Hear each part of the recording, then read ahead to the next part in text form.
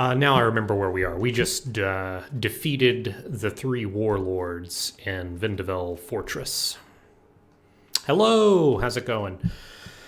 So we've defeated the warlords in Vendeville Fortress, and we're jumping right into it. I want to accomplish a lot of stuff today. And we are burdened by our worldly possessions. So, probably need to address that. I'm a little thirsty. That Gladius is cool. Oh yeah, the hat's going to be a mainstay. If I ever end up streaming on like a different day, that probably won't be a hat day. But Thursdays are for hats. Let's see. Inventory management, huh?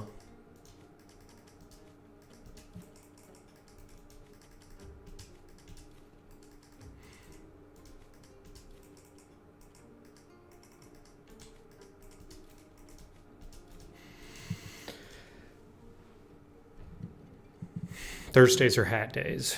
I'm staying up for FP1 and FP2 this weekend. I'm definitely going to watch both of those. But I kind of have a strategy with Formula One where I kind of feed 2 birds with 1 scone, if you will. I stay offline until it is appropriate for me, like for my schedule to watch Formula One. So I can't like be on social media because I'll get spoiled. So it's nice because I get to watch the races and I'm always surprised there's no spoilers. And there's also the fringe benefit of not having to be online as much.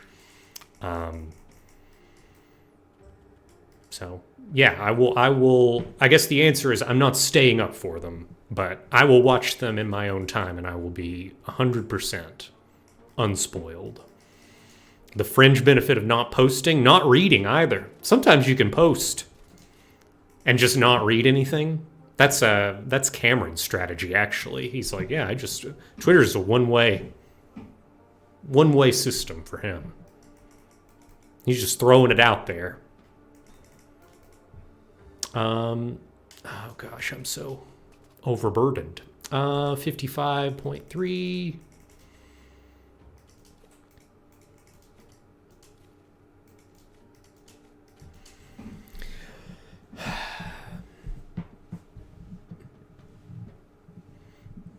Oh, speaking of, the VOD. So I know that Cameron has uploaded the 2 last Final Fantasy VODs, and I've got 1 Outward VOD uploaded. And I painstakingly had to learn how to use GIMP, like the open source editor, to make the thumbnail. So that was fun. I didn't know how to use that program before a couple hours ago, but I've figured it out. I don't want to throw away the Crimson Shield. It's pronounced GIMP. Is that true? Is that what people online say? I've never looked at a video. I've never heard anyone pronounce it. So y'all could be pulling my chain. Let's just eat some bread. Okay. I've got multiple people saying yes, so if you're fooling me, it's a conspiracy. And I'm like, how do you protect yourself from that? I think I can just run home at this point. But yeah, we've accomplished what we set out to do. How's everybody's week going? I know not everybody adheres to a 9 to 5 Monday through Friday, but for me, I got 1 more day left in the week, and then it's a long weekend, so that'll be fun. I've got Monday off. Aha! This is the shortcut. I've already opened this chest.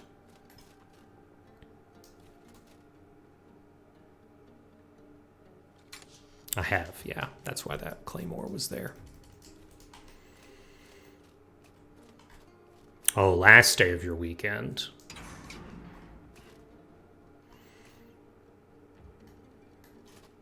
Oh, nice counter turns. Took the week off. That's the way. That's excellent.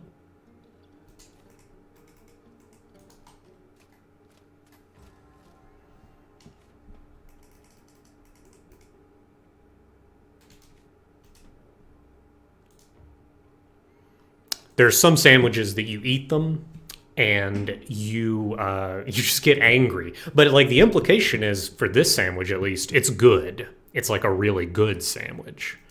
But a little odd, maybe. Oh, I've got a new lantern now. Hold on. Yeah.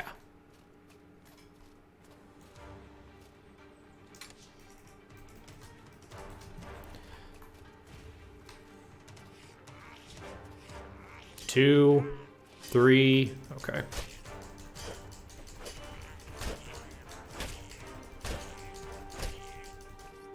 Uh-oh. It's the same situation I ran into. I'm exhausted. I guess I have just like I have slain multiple like bandit warlords, so it's not the worst. It's not the end of the world that I can't take these trogs.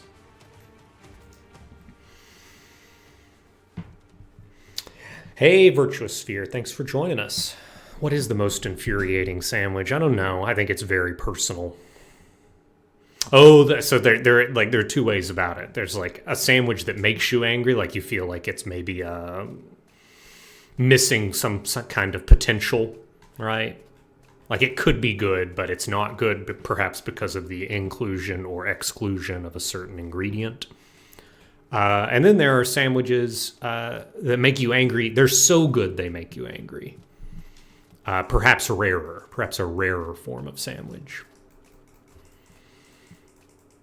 We got a lot of loot. We're just a little over encumbered right now.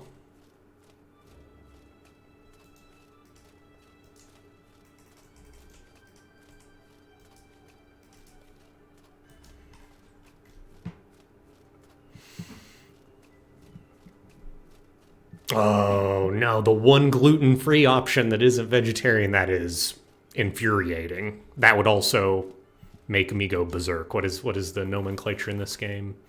I think it's enrage. It would enrage me.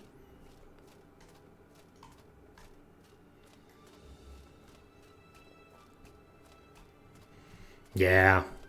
I had back in graduate school, we did this exercise called the menu exercise. It was a part of a negotiation course. And at the beginning, you partnered up into pairs in the classroom. There were probably like 40 people in the class or so, maybe a few less than that. And you had to come up with your ideal 3-course meal plus dessert. And you did that amongst the two of you, and so you had to compromise with that one other person given their dietary restrictions, etc. But anyway, so after everybody had their ideal kind of dinner, then you had to pair up with another pair of people, and you had to negotiate with that pair on an ideal meal, ideal dinner. And it kept going. Then it doubled again so that you were like negotiating in groups of 8. And then finally the entire class had to come to a consensus on what the meal is. So obviously at this point we're dealing with like several allergies, several dietary restrictions. The class has to like have some conversations about priorities in terms of, obviously, this is the class speaking, and just in my memory, we've got allergies. We have kind of health and obviously religious edicts and those kinds of things. And the point of the class was for the most part process, because there was no process in terms of how to come to this conclusion. In the end, there was just one guy that decided, you know what, I'm not going to vote for this dinner. I'm not going to assent because none of my original dishes were on there. And he was kind of a jerk. So I don't know what that taught me, but that's graduate school. No, budget with... The premise was the professor would pay for it all. So budget was no option. It was a weird stance to take. But I guess in negotiations, sometimes you have to deal with people that are taking weird stances. Had a long conversation about, being a part of the process up until the very end, and then being like, you know what, this process didn't yield the results I wanted, so it's invalid. It is asymmetric information. Oh boy. 40 people and 4 items. It would have been funny had he had well, I mean, he didn't end up buying anything because we did not come to a consensus. I don't know if he actually would have. It may be that that's just a bet he has. That, no class will ever actually come to a consensus, so I'm never going to be on the hook, but who knows? Graduate school's strange. Just school, academia. But a lot of life is. Oh, it had to be unanimous, absolutely.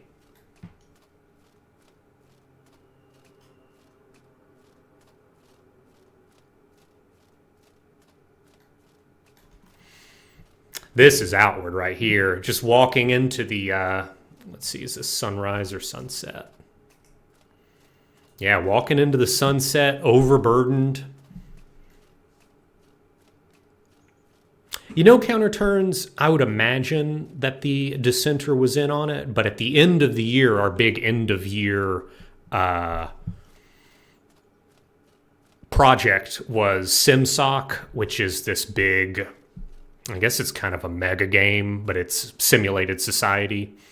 And that person took a real Machiavellian turn in the big SimSoc event at the end of the year. That person might be a villain. Or it could be that person was just in on it the whole time. It might be that person was specifically instructed in the class to play a certain role.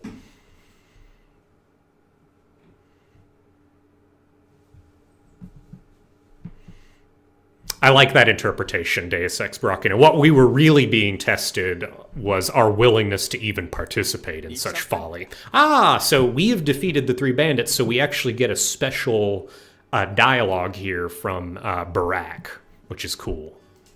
My thanks. Yeah, so this is interesting. It preempts the quest, actually. So I did not have this particular quest in my log. However, I have completed the objective of that quest were I to get it, and so I basically get the same rewards. And this is for you. And I get the town key, which is great. If you watched the video Cameron uploaded,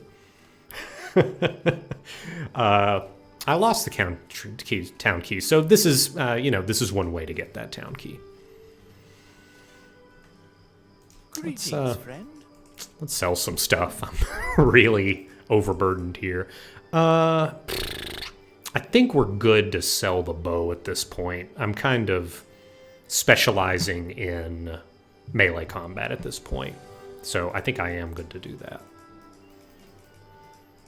I will keep the shield. It's like one of the better shields in the game. What boots am I wearing here? Elite plate boots. Greetings, friend. Well, that's worse.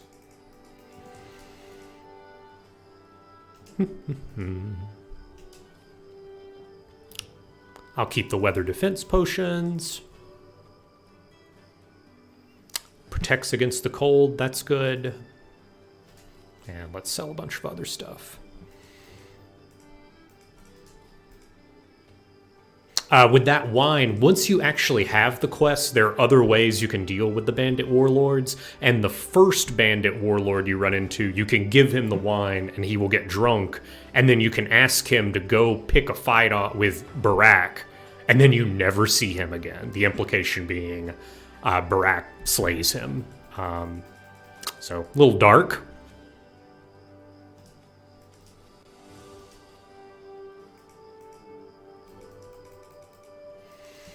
Does your money take up weight? It absolutely does. I'm going to be buying some gold and gems because the gold and gems you can always sell for the same amount. I will hold on to occult remains, to predator bones. Those seem like good things to hold on to. Can get rid of the cold stone. Let's save the cartilage. And let's sell this. Let's sell that. Okay. And then let's buy gold ingots. And that stuff. I've got ice cream in here? I hope not. Oh, cold. Oh, my lord. Cold stone. I've been fooled. I'm so credulous. What can I do for you? All right. And I think that's more or less what I wanted to take care of. Did keep the lexicon, because I do know a couple of things at this point, I believe. Well, let's rest. Maybe we can rest through the night here. Is there something? Thank you for your aid. Is there something you need? Yeah.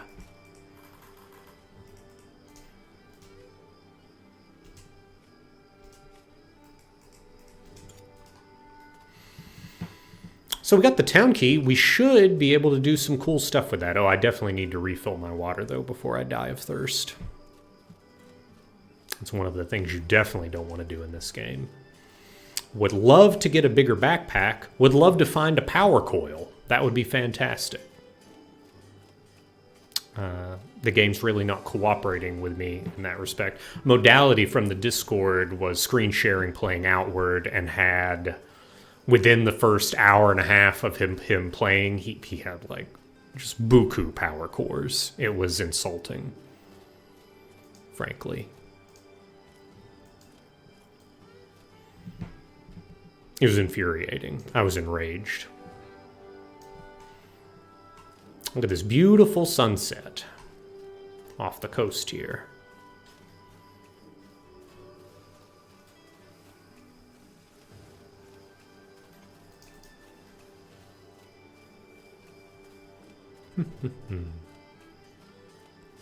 But yeah, I've got a big surprise this stream, but I might have to gather a couple of things.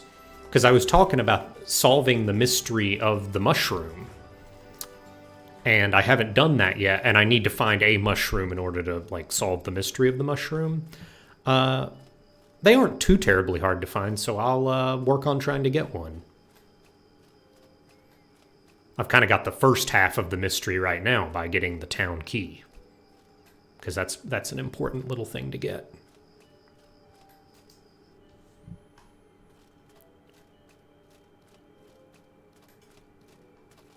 Oh, I like the idea of globally balanced power cores.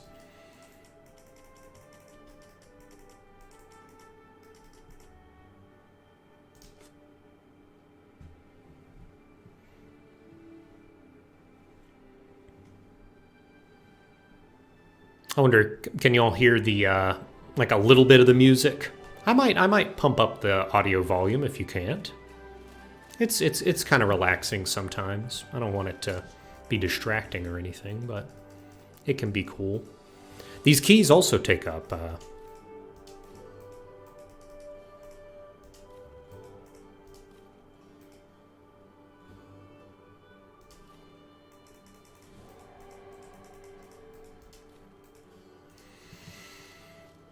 Nice. I'm glad. I'm glad it's working out there. Okay, well everything looks recovered.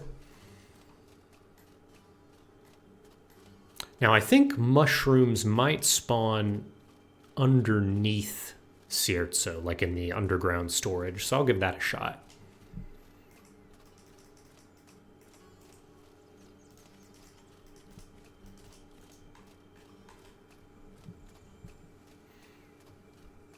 This horror halberd continues to look frightening. I love the lighting effect on it, though. How great is that?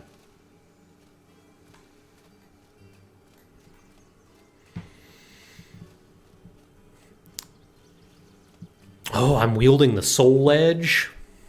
I reckon I am. I do know that there are some weapons that burn you when you use it.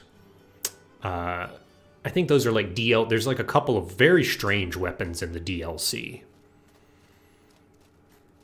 They have some kind of strange effects to them.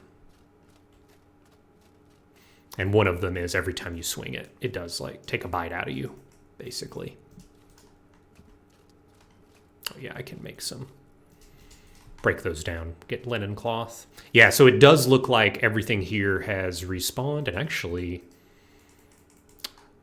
that's really fortunate because I do need a mining pick. But yeah, at this point, I should have put my Crimson Shield in storage. That's fine.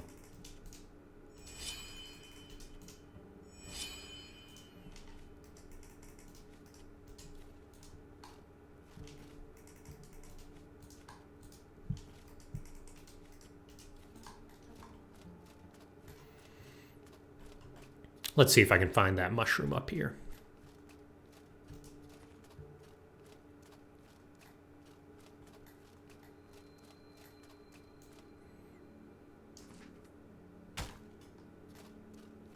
Iron scrap.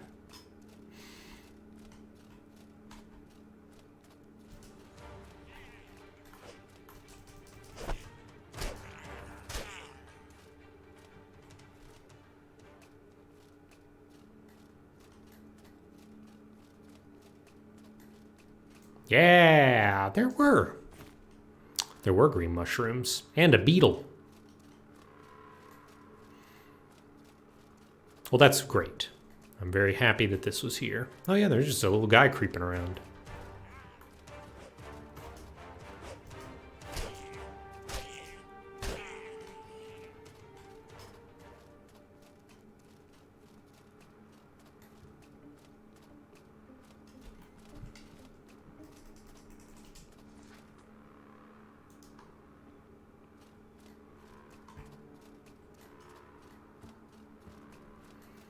So,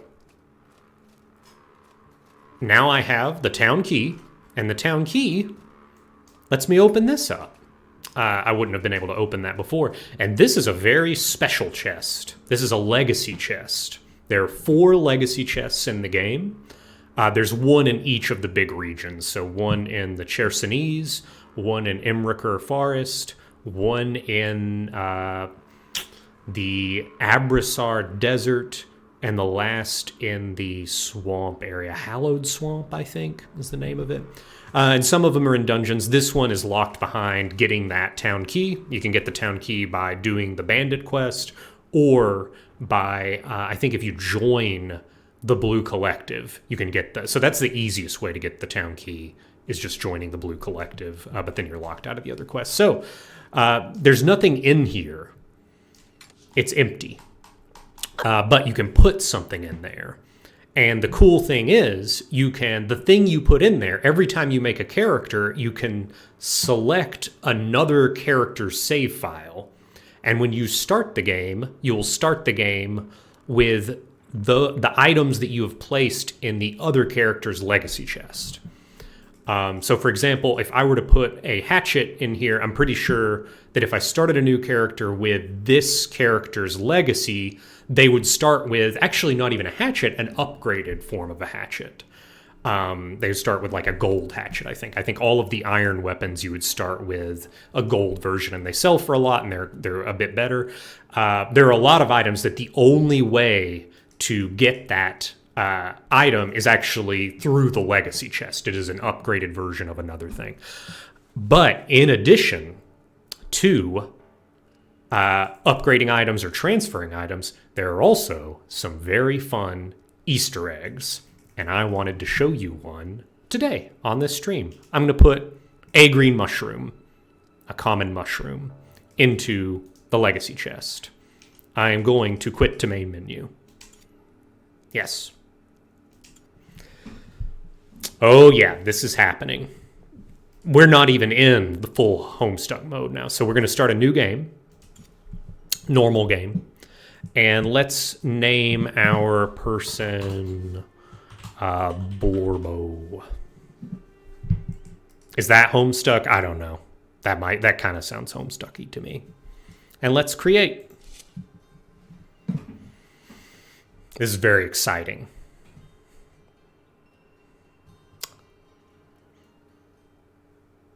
So we should get the new playthrough. I've never seen like how menacing the moon is, like up in the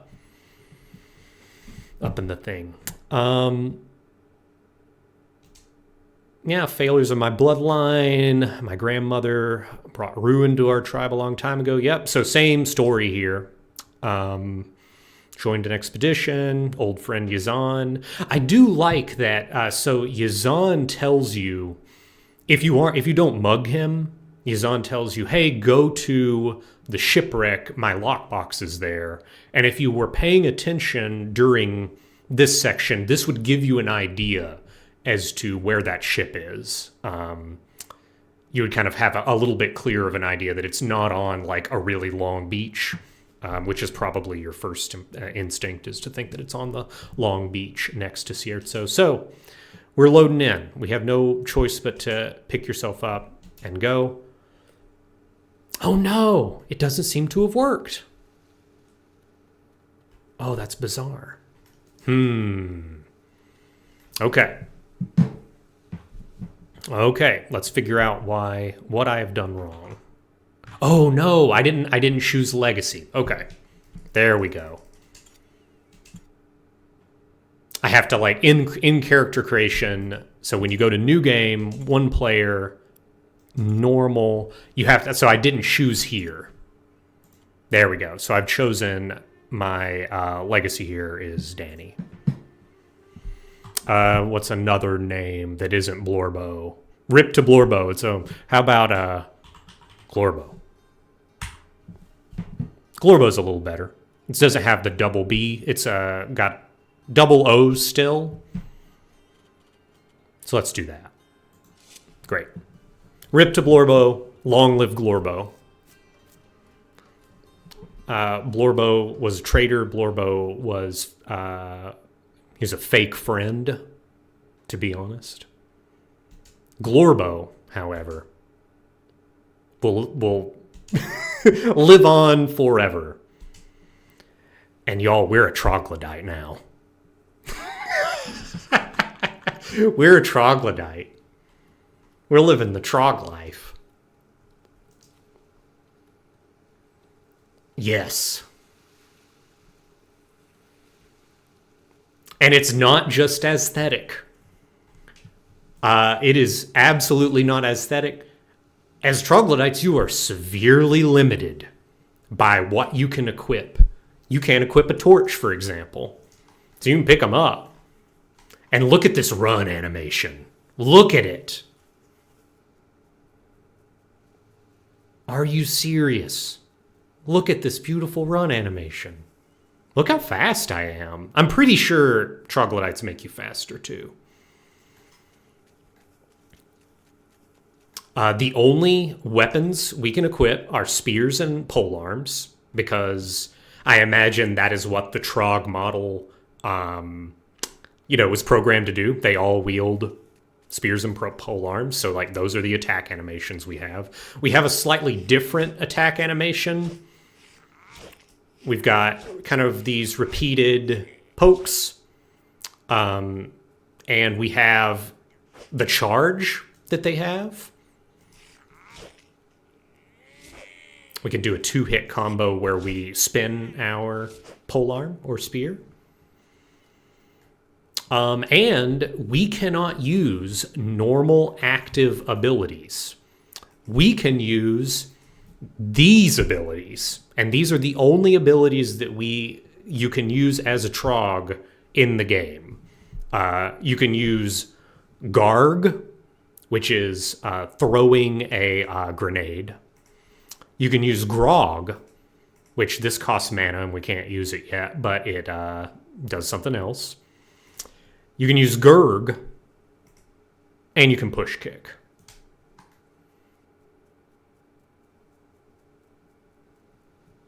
So yeah, that is the this is the life we have as this character. I am going to play a little bit as the Trog, and I want to hear from the chat. Are we starting over as a Troglodyte and like playing from there as kind of a pseudo challenge run? We still do the plot, but obviously we're going to have a very different play experience. It's going to be limited in our equipment, but there are forms of like different Trog forms you can take. Like we've seen the Grenadiers, you can create an outfit that you equip and you will become like a Trog Grenadier, and it like changes your stats. I think there are like 5 or 6 different Trog variants. Does being a Trog impact the story or character interactions at all? No. However, in the first dialogue, when you're being confronted outside the lighthouse, someone calls you a Trog spawn, and it just hits different. It hits different when you are a Troglodyte.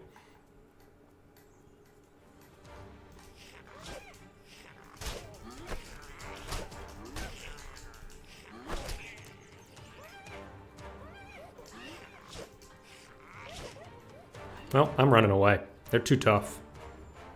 Gosh, this run animation.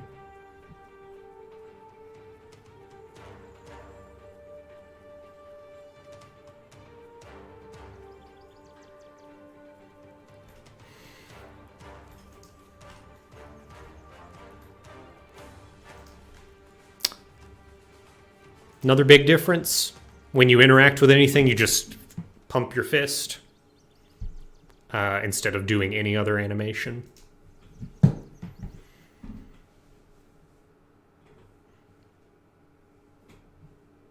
It's such a good run.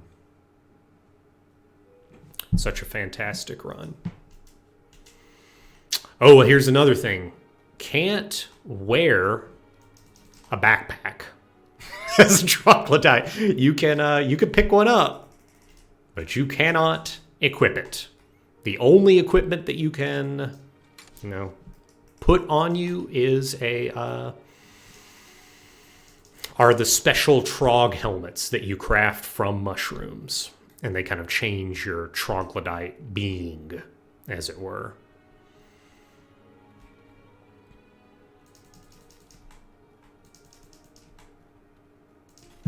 I do think you can learn, like, recipes and such. I think they do let you do that, but another big problem is because you can't have a backpack and because you can't wield a torch, navigating is a little bit more complicated. Rise and shine, Trog spawn. Rise and shine, Trog spawn. Dang. Calling me out. Blood price is sacred. If I don't see the money, yeah. If you Enough of to threaten. We've seen this. Heard, mother. Away with you, or I will curse. I'm sorry that was the first thing you woke up to. I can't If I believe. could do more, that gives. Once you can make the payment, come see me. That does never forget. If you could, once you remember, you only have a few days. May your ancestors watch over you. Unfortunately, being a Troglodyte does not make other Troglodytes non-hostile. That would really be... I think that would be really cool if you could do that. It'd be even cooler if you could, I don't know, talk to them. Like, be a Trog buddy to the other Troglodytes. But you can't, unfortunately. Yeah, fist bumping these fish into our inventory.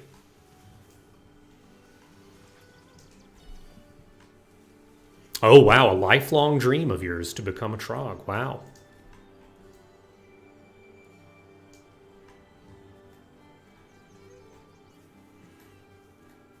If we do decide to become a Troglodyte, that will make for a funny thumbnail on YouTube, I imagine.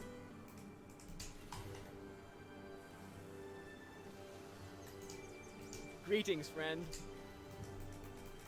Also makes selling stuff pretty like a no-brainer.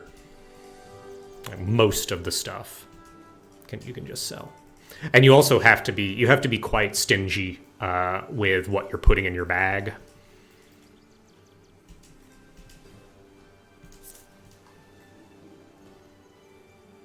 Oh, interesting. So if I recall, Burak won't let you outside the city walls Can I help you? until you have a backpack. And I wonder if they changed that coding if you are a trog because you can't wear a backpack, or if you have to get out the other way. That's interesting.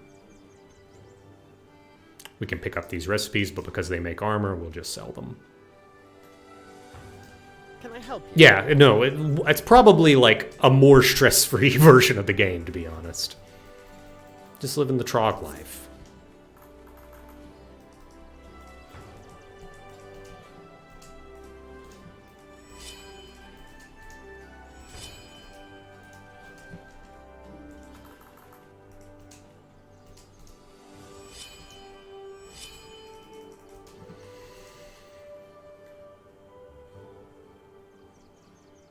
Oh, I like that counter turns. The idea that it's just some kind of little sprites or fairies that are interacting with the world, and he's like, yeah!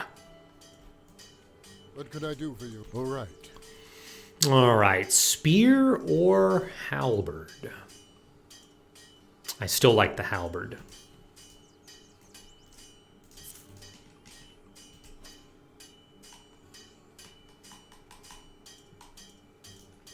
Let's see. Can I sell any of these other things? No, so I'm going to end up having to drop those. These torches do nothing now.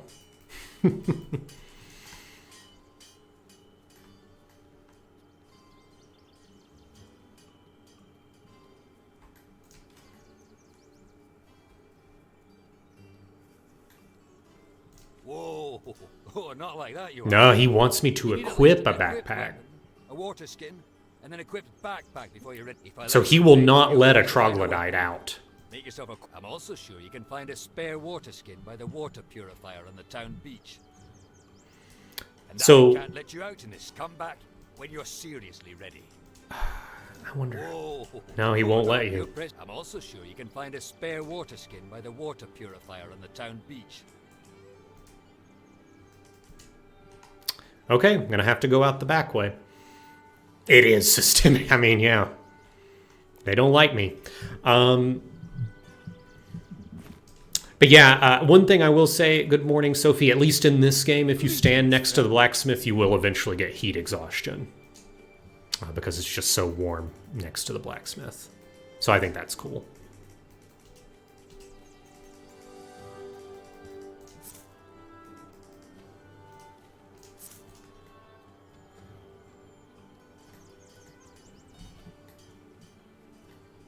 Yeah, if you can't stand the heat. Is there something you can... Excellent. Well, dang, I would have loved...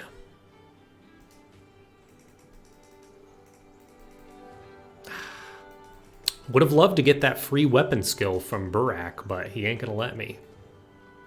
Because I can't equip a backpack. So we're just gonna have to go out the old-fashioned way. Or actually, like, just kind of like the way the game doesn't really intend you to.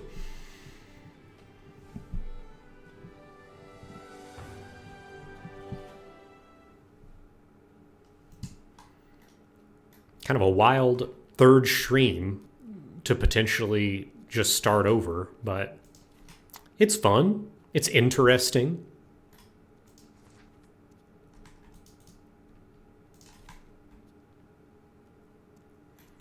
But I will certainly, after I clear my blood price at least, I will solicit feedback on whether or not we want to continue as... My name isn't anywhere. Hold on. Where's my name? I think it's Glorbo. Oh no. You have, you've missed something vital.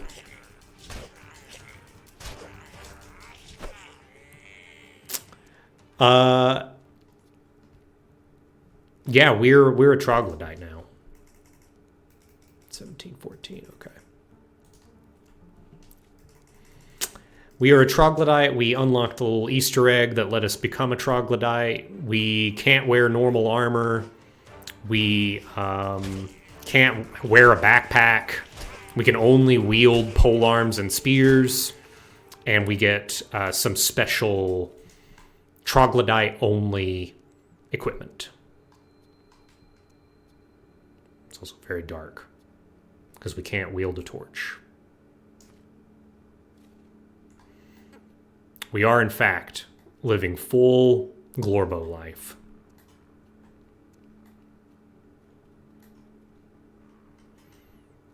Come on.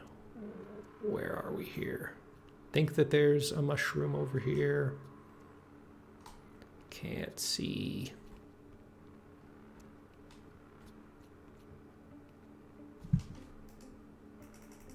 Wait, maybe I can make a torch? Oh, I need wood. It's a great run. It's a top tier run. Blech.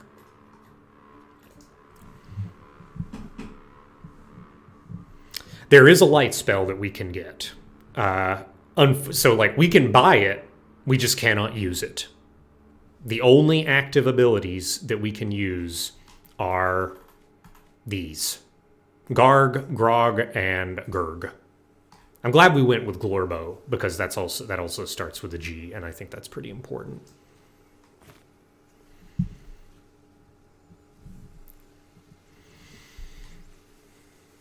Oh, it's not, and also I don't even think the gamma helps, to be honest. No, I think that is a missed opportunity. The fact that the Troglodytes don't have natural dark vision. I think that would actually be kind of an interesting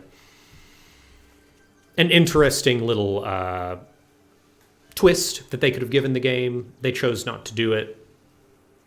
Unfortunate. Not sure we're getting that patch. Would love to, though. I can't. Here's a bandage. Okay, so we've got the tribal favor, which is great. Don't think I'm fit to run back home just yet. We can make a pseudo torch, and that we can make a fire cloth with some oil and linen cloth, and then set our weapon on fire, and that's like a short-term torch as we're like clearing dungeons and such. So that can work in a pinch. Just watch me get, oh my god, watch me get power cores in this game when I can't even wield, equip the backpack. That's going to be something. That's really going to be something. I'm preparing myself mentally to get nothing but power cores. Oof.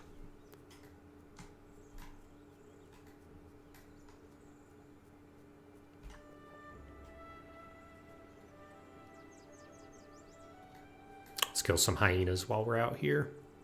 I will say, Troglodyte, weapon animations feel a little slower to me. Hard to tell, though.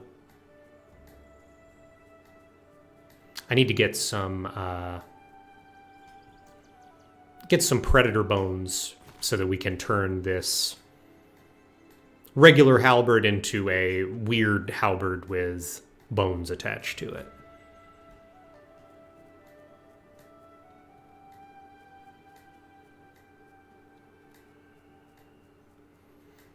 I do feel like it would, the amount of calories you would spend running like this, waving your arms around, that's a workout, I believe.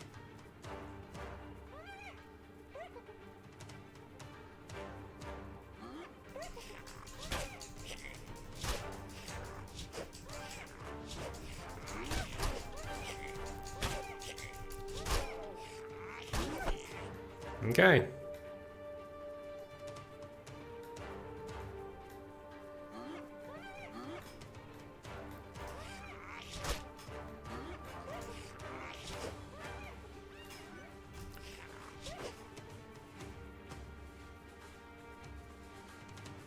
It's true. To Glorbo, weird halberd is just regular halberd.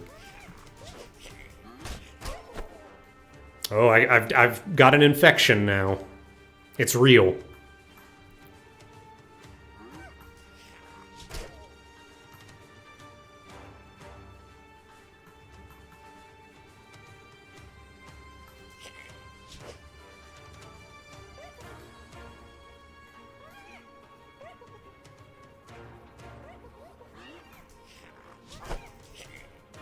There we go. Oh no! Out of nowhere! Out of nowhere!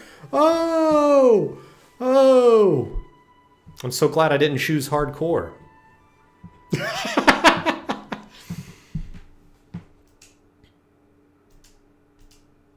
Okay, we're actually very, very close. We're like...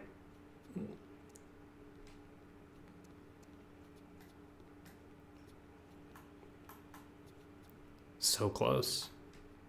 Come on.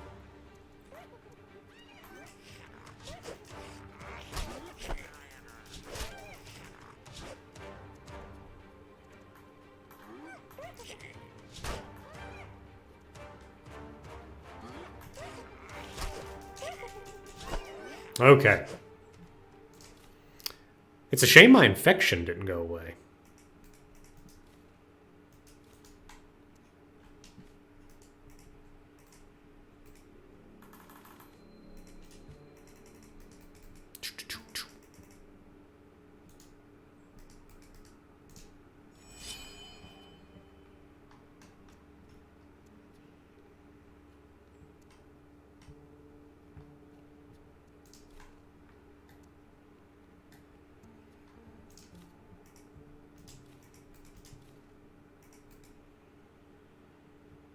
Cures indigestion.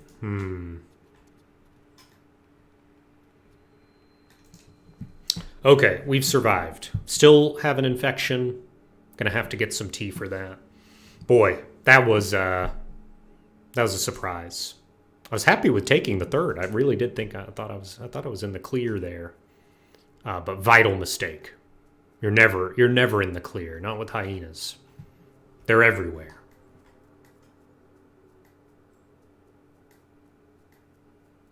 And there's that jerk.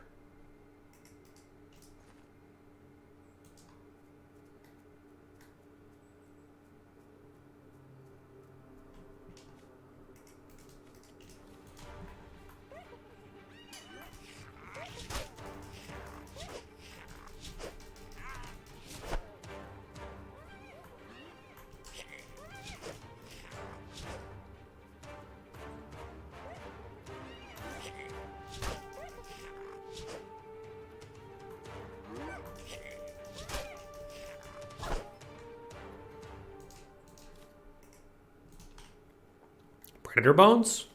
Predator bones? That's a very unlucky sequence of events there, huh? 0 predator bones, right? None? None? Wow. Wow. And now they're depopulated. They're like not around. I think this is very interesting. There's just corn here. Maize. They're very rare.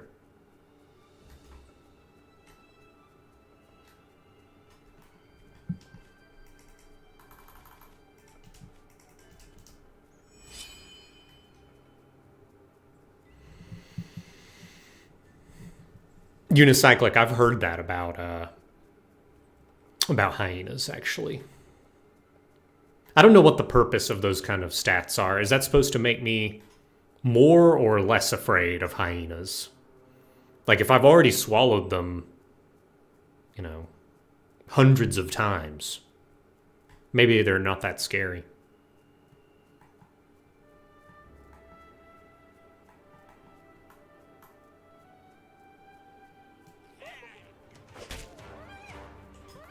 Oh, the charge ability isn't that bad.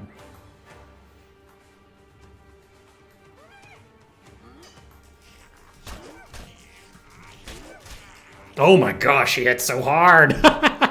Also, no armor. No armor right now. So that's a problem. Okay. I've got to recalibrate here because I'm no longer like super strong like my other character was. Good thing the friendly Immaculate has our back. Ah, darn. Brutal Great Axe.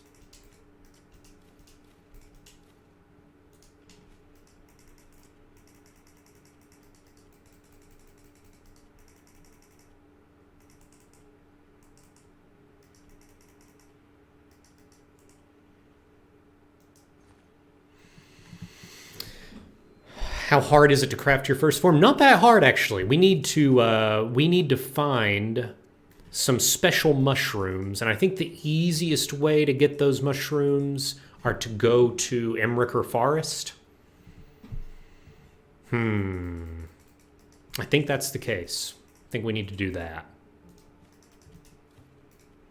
I'd love to have the Brutal Great Axe money. You always want Brutal Great Axe money.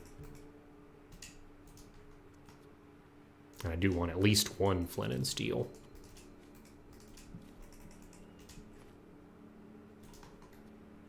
Hello. Can you help me? I would like power, please. Yeah.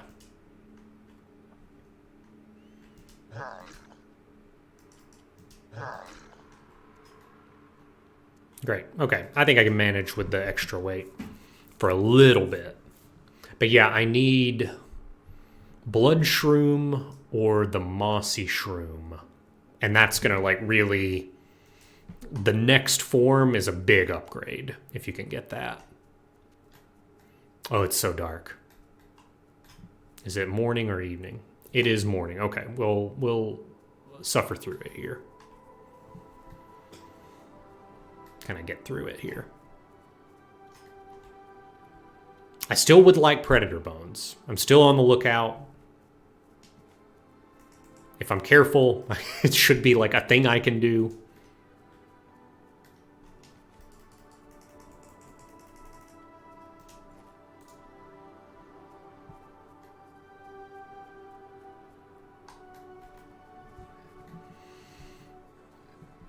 But yeah, actually, I could probably find like a half-decent mushroom form in the like Troglodyte cave here at the beginning.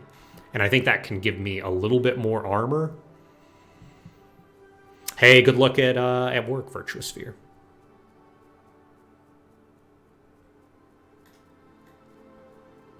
And I guess on the bright side, when you don't care about armor, it does mean that you can just sell your blue sand, especially at the beginning of the game here. It's cold out. It's fresh. I have something to deal with that.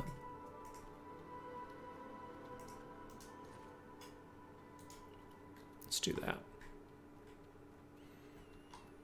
That's a pretty expensive way of dealing with just fresh weather, but right now I just don't have many other tools to do it.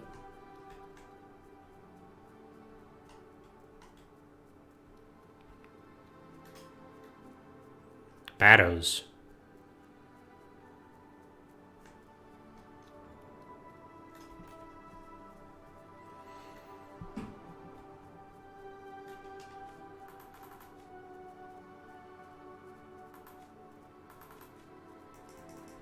Oh yeah, I got a power from the Immaculate because I was like, oh, getting possessed is pretty good because it does increase your like decay damage.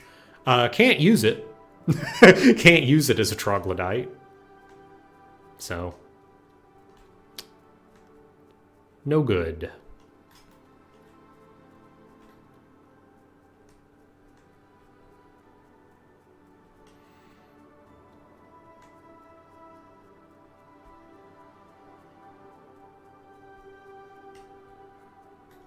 Oh yeah, here we go.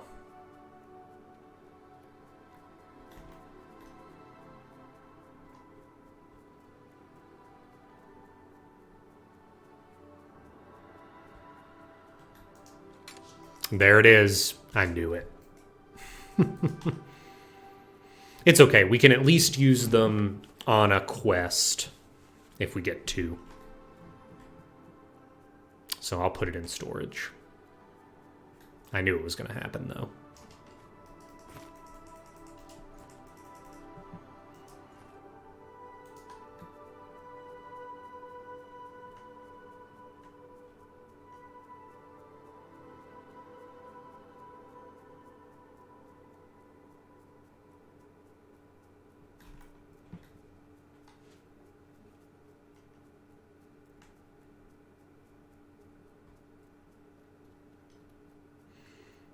That'd be interesting. I'd love to see kind of like what someone could do with a randomizer. I just don't know how. I don't know the architecture of the game and kind of like the viability of that kind of thing for this. But it would be cool.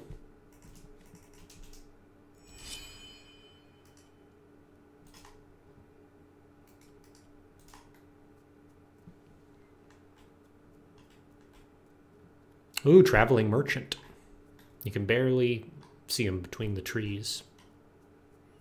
But we don't really have enough money to concern ourselves with that.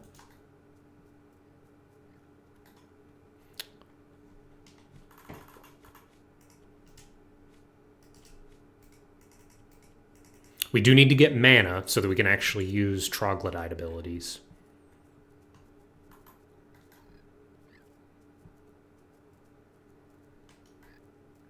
So this darker colored chocobo is actually incredibly dangerous. Like way, way higher level than the white ones that you will see around.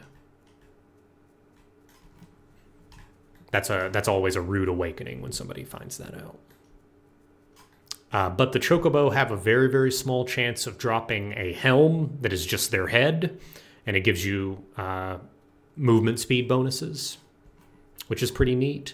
And I think that the that darker one drops like a better version of that. You can also put a regular version into a legacy chest and it will become the darker version. And then there's like a level after that where you put a regular, like a dark one into a legacy chest and it becomes a red one. And it gives you like plus 20% movement speed bonus, which is pretty neat.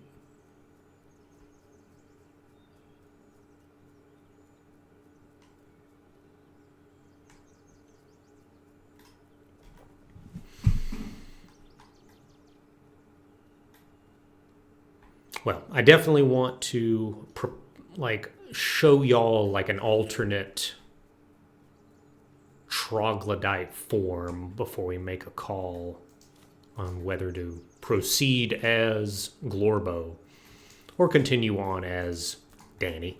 I believe that was the other character's name. Yeah, Mohop Soul, I do believe that it would be really difficult to do a randomizer because when you look at like the resources that are available to you at the beginning of the game, it can feel quite difficult and inaccessible at times, but it is actually relatively curated in terms of making sure that the tools you really need are available to you at the beginning. So I do think it would be quite a challenge to implement a randomizer in that respect.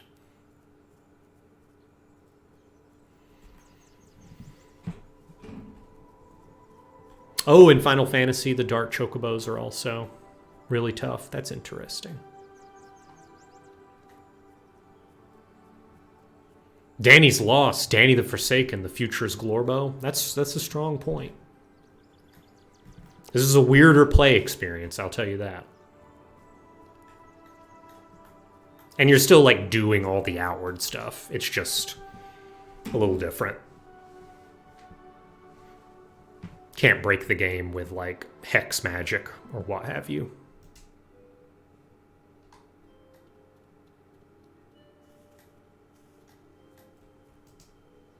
Greetings, friend.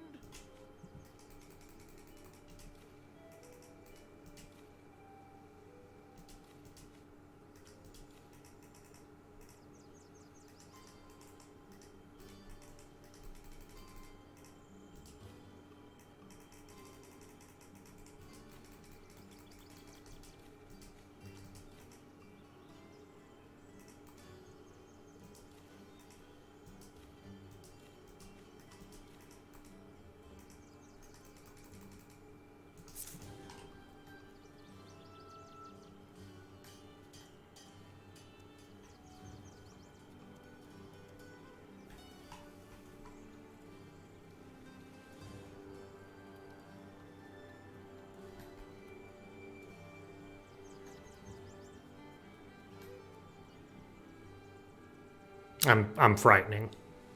even without the horror halberd. That's frightening.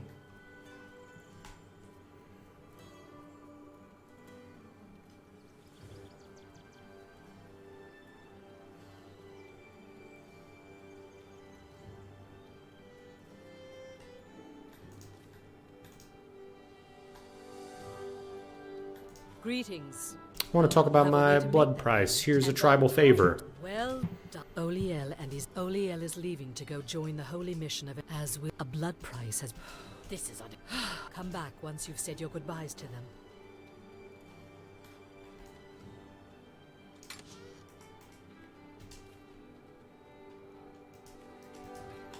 Should keep some of that tea on me because it does cure infections. It really is. This is the best thing about being a troglodyte is you get to watch, 20 hours of this. How do you beat it? You can't. You truly can't.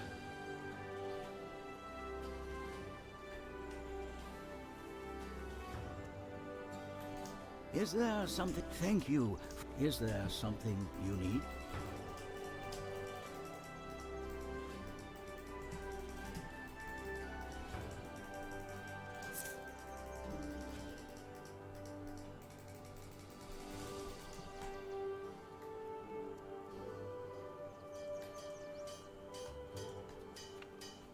I guess this is goodbye.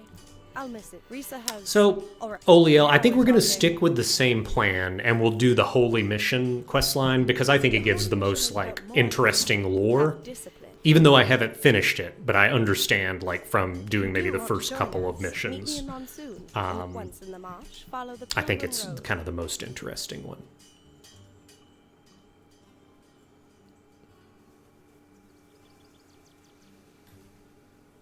I take it you've heard the news? Oh, I remember Siphon Filter. I've got one little. I had one of the some demo disc on the PS1 All right. that had Listen up. Siphon Filter prominently on it. That I will. Not. Damn it. I take if you play. If you. Yeah, and really Yazan want to heading see Amazar towards Desert, I'll be waiting for you. the Holy Kingdom of Levant, or the Heroic Kingdom of Levant.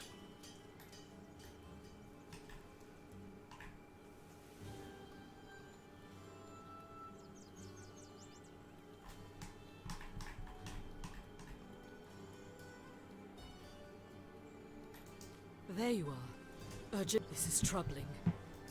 I'm going to Berg, the main settlement in the end. I have an offer. It's the blue. It's your life is in your hand. You will need. Well, Thank you. listen Yeah, well. so we get our travel rations.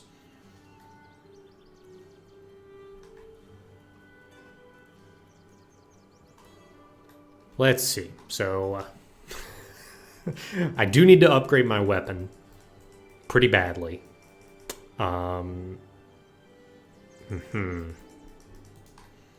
trying to think of an efficient way to do that. I mean, I need to kill hyenas. It's the long and short of it. Greetings, friend.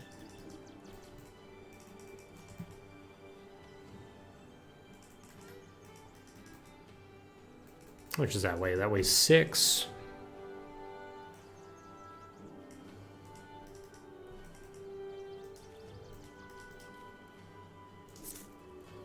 There we go.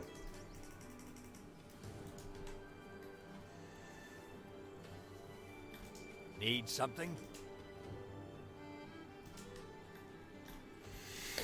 Okay, so I need to get 2 hyena bones. Predator bones. They also drop on predators that aren't hyenas, so I don't think I'm going to try to farm hyenas or something, but I am going to just pop into the Troglodyte cave. Probably some low-hanging fruit there as far as loot is concerned. We're going to kind of tread a little bit of new ground, hopefully. I don't want to just repeat the first stream content-wise, but At the same time, you do have to kind of like do some preparatory work. Do I need to go there? No, let's just go to Emricker Forest. I might run into some more hyenas on the way here.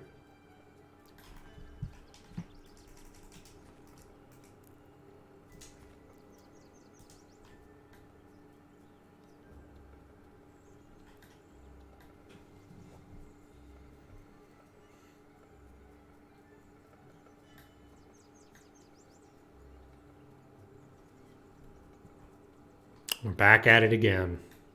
Outward again? Yeah, we're going outward.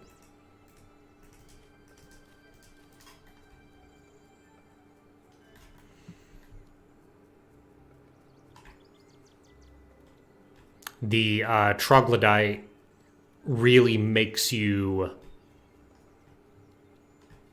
it gives you some harsh choices. Like, do I really have the weight allowance to carry a cooking pot? Probably not. I don't think... Troglodytes probably don't do that.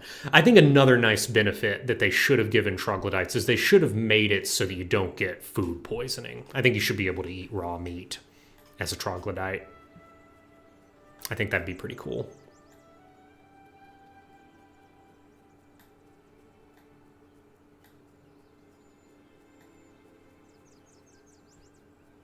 Well, I'm glad...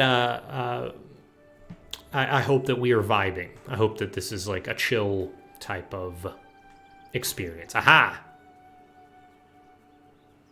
Oh, it's one of those armored... I'm not strong enough to do that. Because that's an armored hyena. That's fine. We can actually, like, on the way to Emricker, we can just pop into the old mountain here. Get our mana so that we can like use the only active abilities that we will ever be able to use as a Troglodyte. And it does appear that we're sticking with Troglodyte because I'm not hearing a lot of feedback in the chat, kind of clamoring for regular person playthrough, and I think that's fine.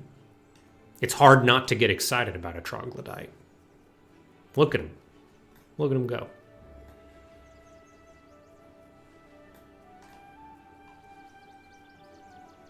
We won't be able to use a bow and arrow, so we won't be able to do the exploit with that creature in the prison. Unfortunate, but it's fine.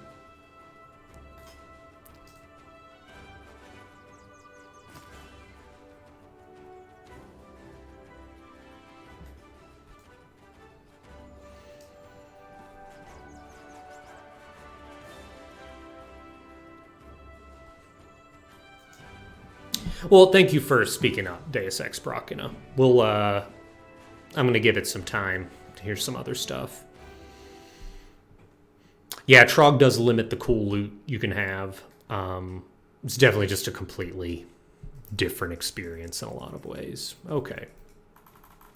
Let's see. So let's put some oil and some cloth. And this is going to be our temporary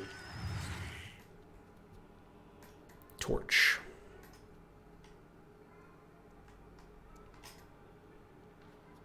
Going that way. Where's our helm? There we go. Maybe this way.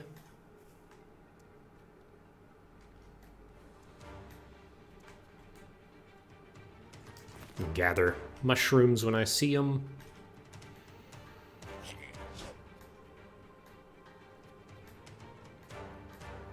No, incorrect.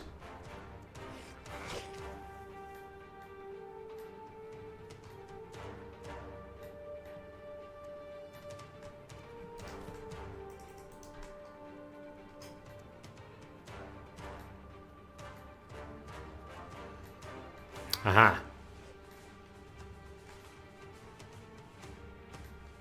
Aha, star mushroom. I know I can turn that into something.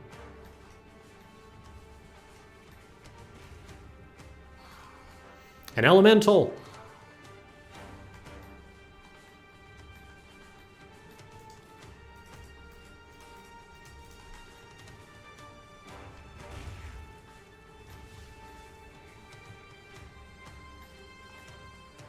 There we go.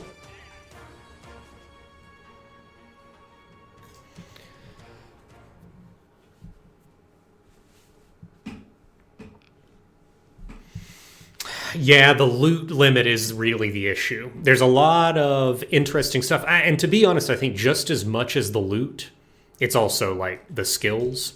Let me see if I have the correct kind of mushroom to at least show off like the idea of, oh, you can be multiple different types of trog. And then we'll probably transition back to regular Danny. I think that y'all have convinced me. It's quite limiting, and we're not going to be able to see like a lot of evolution in like the character design as we get cooler stuff. Let's see. Oh, do I need a cooking pot maybe?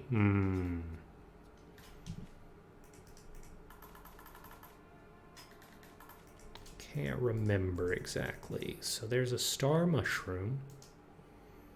It might need to be over a fire.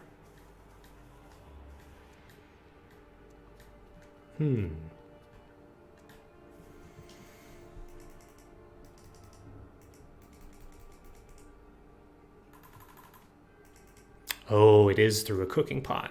Okay. All right. Well, this was kind of the Trog experience. If you saw like a lot of the other Trogs that we passed, they kind of have different lighting effects on them, and some have like a little helmet on top of their heads. That's more or less the kind of visual differentiation you'll have. It looks like my decision not to get a cooking pot is actually going to prevent me from actually showing off the Trog stuff. Yeah, run animation is good. I'm gonna pop out here to see if like I can at least collect some wood and maybe combine this stuff separately.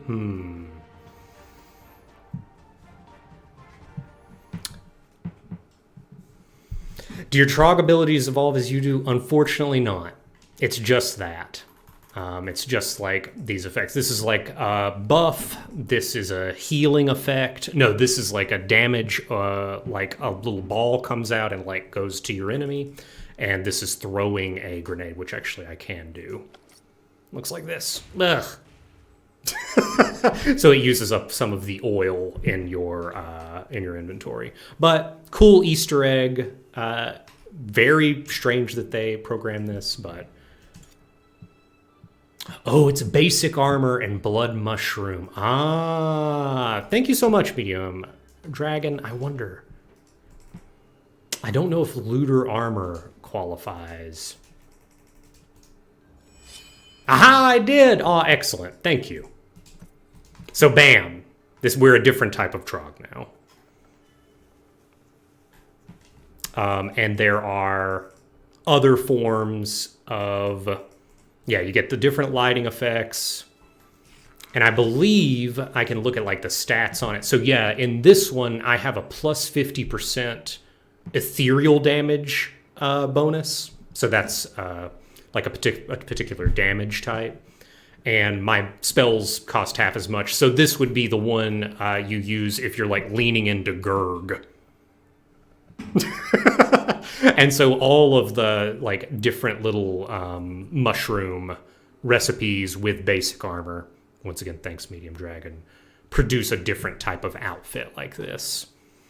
You can spec into Gurg. I think that the wool shroom and blood mushroom are kind of the most interesting to me because they like buff your impact damage and your damage absorption, respectively, one or the other. So those are like the really tanky Trogs, you know, which you can pair that with a really cool polearm and whatnot, and be neat. But let's see, what's the time here? Oh yeah, we got plenty of time. Let's continue our Danny game. Yeah, you can min-max Gurg build, go full Gurg. Now it's Danny time. I'm glad we came to the consensus. I was like, I'm not sure whether or not. Oh my gosh, we're so strong. we're already. I'm feeling it. I haven't even gotten into combat. I feel how strong this character is right now. I've got the horror halberd. I'm not afraid of anything. I've got blue sand armor. I think elite plate boots is the only exception. But let's just put a couple of things in storage, and then we're kind of free to go wherever we want, to be honest. Yeah, Trog playthrough is very fun. I haven't beaten the game as a Trog, but like some of those Trog armors, like vanilla Trog, kind of garbage. No armor, no armor, no special abilities. Special Trog's good. Play a little Grenadier Trog, specialize in throwing the poison grenades. All kinds of fun stuff. All right, what are we putting away? We're putting away our shield, and also I think we're going to put away some of these like weirder crafting material type stuff. That looks good. And sell everything else.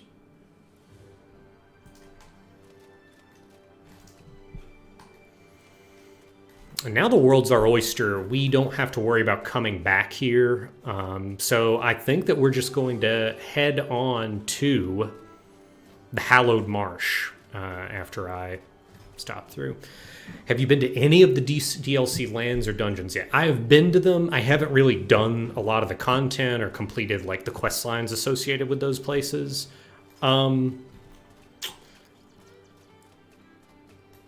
They look interesting, but I just find that like after I complete the main quest in Outward, it really does feel like a completed experience. But I feel that way for almost every game that has DLC. Like I kind of beat the base game, and it feels like that was kind of like the trajectory. Like I went through a narrative arc and it was satisfying. And after that, I'm like, okay, I think I'm good. This is one of the reasons why I am very glad we went ahead and did the charity stream for Elden Ring before any DLC came out, so I probably will never play those. I'll probably play them, but I won't have to at least add an additional, like, 5 bosses to a marathon. So, I'm glad glad I don't have to do that.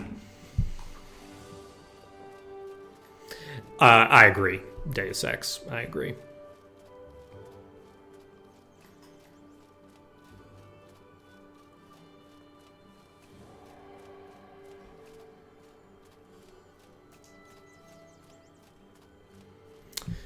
Gonna get a few extra coins here. We do need to get. Oh, we do need to go to some trainers here.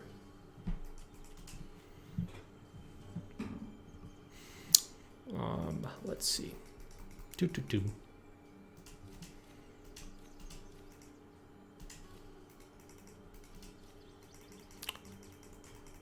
Let's see. That's for hot weather defense. Don't need hot weather defense for the swamp playthrough here.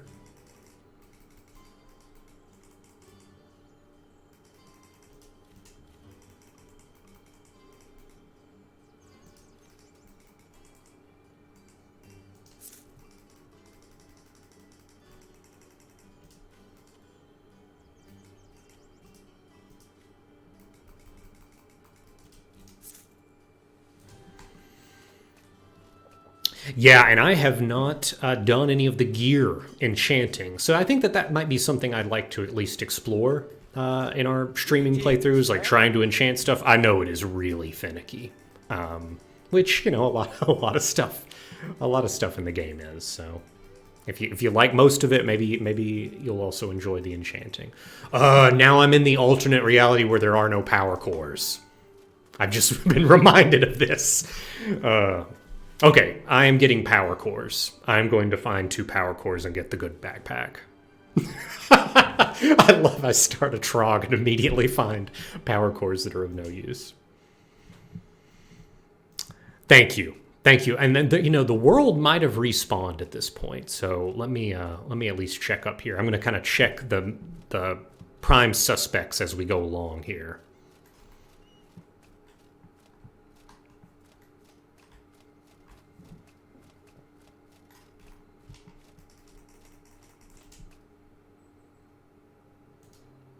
I will say we're much slower than a Troglodyte because we have negative 18% movement speed due to our heavy armor. Okay, let's see if this is...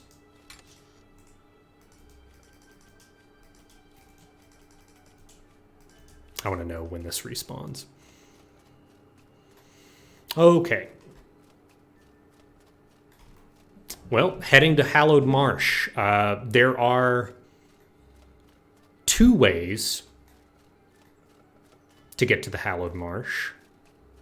You can go through Imriker Forest. If you go through Imriker Forest, the bridge is actually not activated. And you have to go through a dungeon to open up a shortcut to like lower the bridge so you can actually access most of the zone. There's also like a direct route to Imriker Forest from here in Chersonese. I think we'll just stick with that one. No need to get fancy.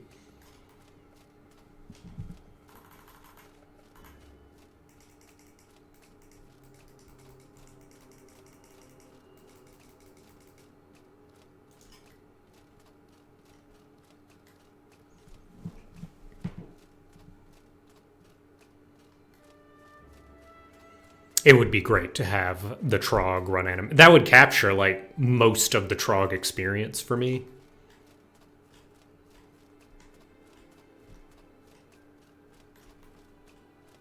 If I could just have the run animation as a human.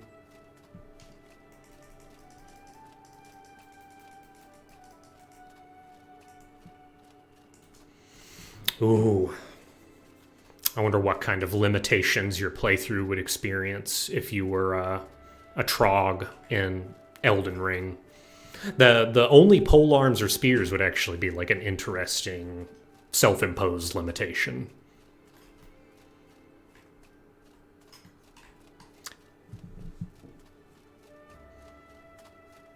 What else would that look like? Limited amount of weapons you can carry, I imagine. Can't just carry weapons willy-nilly.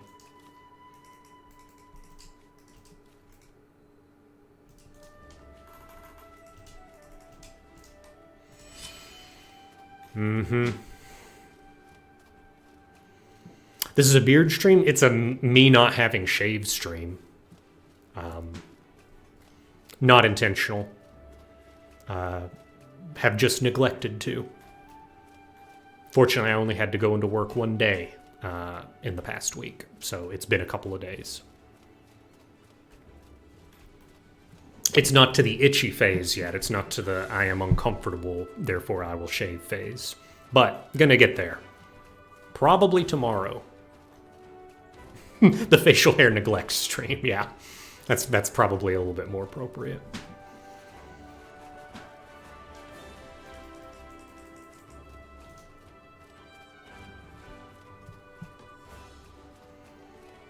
Yeah, not having to commute to work is a great version of a beard. Okay, I don't think these items have reset, but I am going to like remove them from the chest so that if I pass by the chest again, I will at least be aware. And I've met that immaculate fellow. And these little columns actually kind of mark the way to where we're going. And they start right about here, and I believe they're also on the map. Are they on the map? No, not until we get to the Hallowed Marsh, but once we get to the Hallowed Marsh, they will appear on the map, I believe.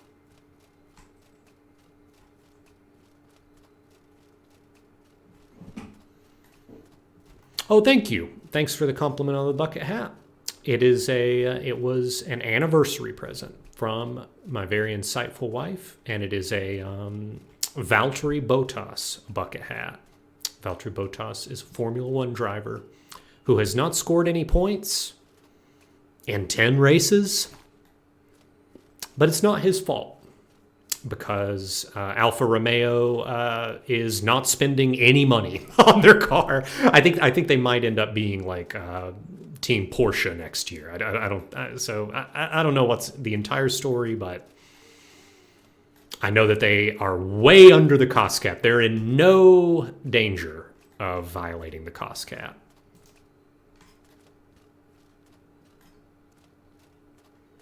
I think we had a couple other folks in the chat that are Formula One watchers. If you are, let me know who you're rooting for. I guess this weekend, right? Oh, Medium Dragon, I have heard about some of the potential trouble, and this is all about last season, right? This is what boggles my brain, is that we're talking about the cost cap for like the last season, and on a theoretical level, the penalty imposed might affect who won the championship last season. Correct me if I'm wrong, but yeah, I've heard a little bit about it. I don't know if there's been an announcement yet.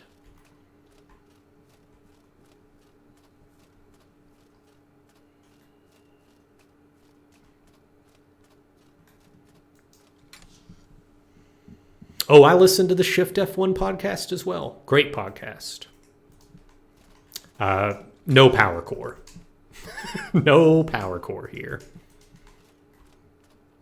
Let's see. Do I have enough money? I've got like 500 silver. I'm going for it.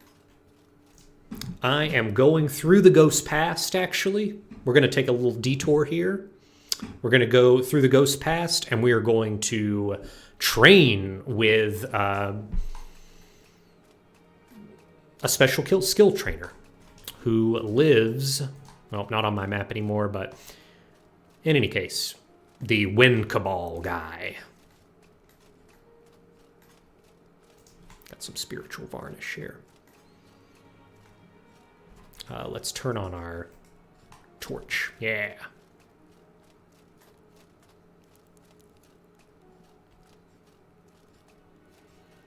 It's good to be back, Danny, and not be a trog. It's one of those things where when you're, like, the grass is always greener on the other side. Like, when you're Danny, you're thinking, oh my gosh, to live carefree as a trog, not have to worry about carrying all this heavy stuff. You're thinking, oh, that sounds grand. But you know,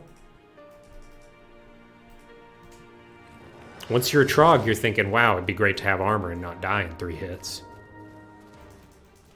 Got skeleton.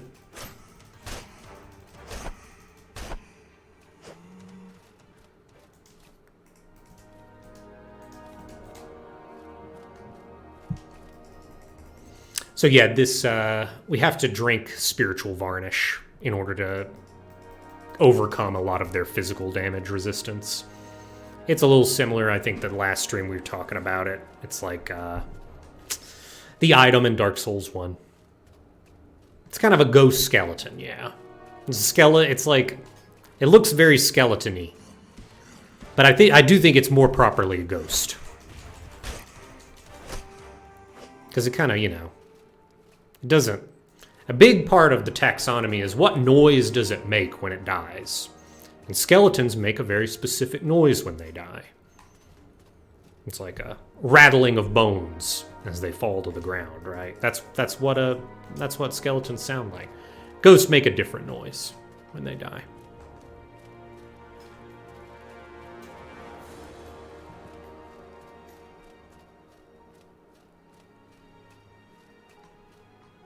Everyone's dying in 3 hits in Elden Ring. Is this talking about PvP?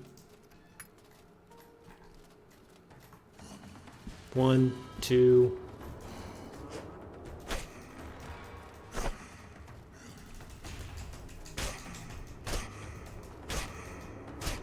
This is like a super ghost.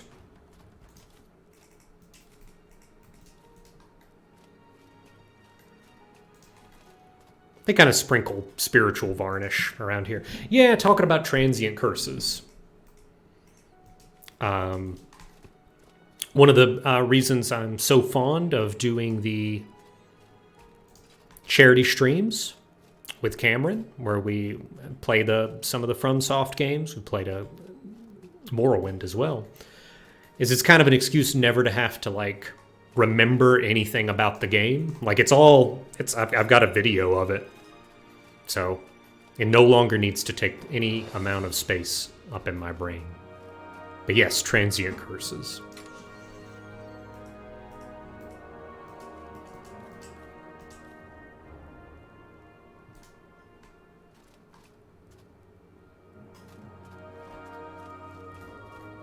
Ah, gotcha.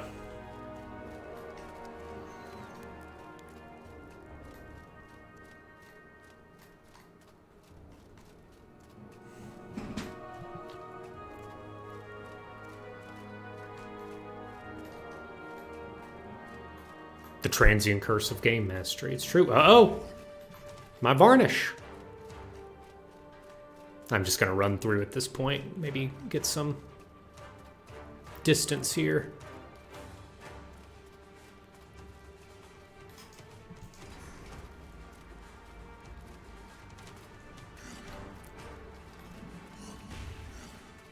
Don't want to die. There we go.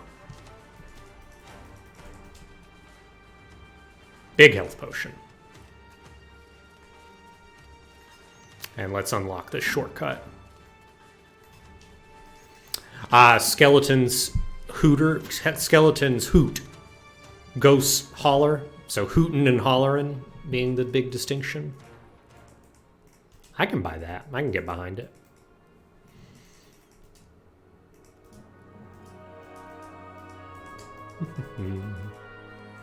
And maybe one more spiritual varnish. Probably didn't need to, but I just need to open this thing.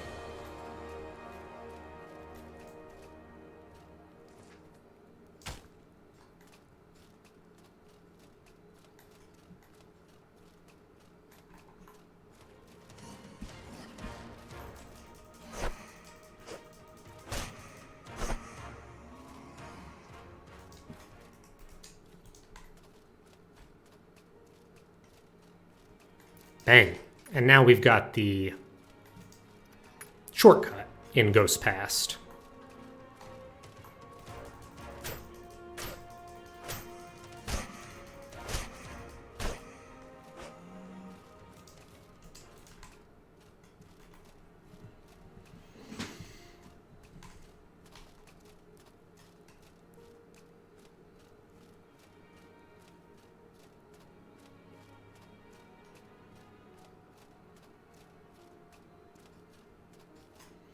Ooh, I think that there's kind of a mechanical golem fellow back here. But to be honest, I think given where my weight allowance is, it's not really worth it for me to, like, do some fighting in the middle of Ghost Pass.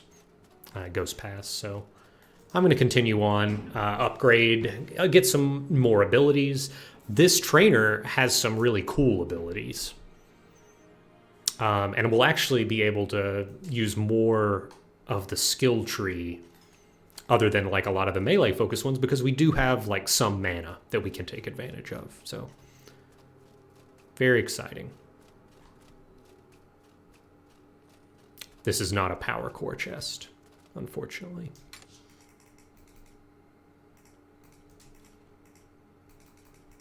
I'm going to take these predator bones.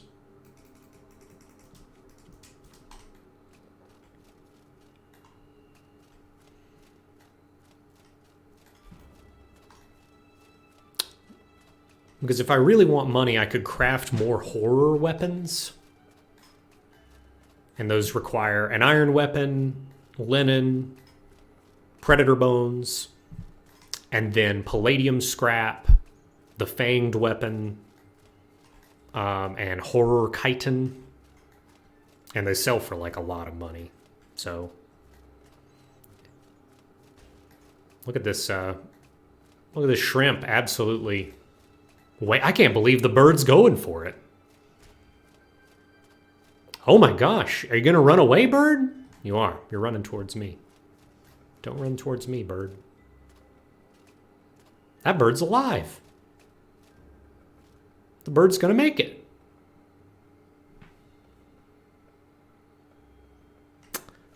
Outward will surprise you every day. You play it 100 days. 100 surprises.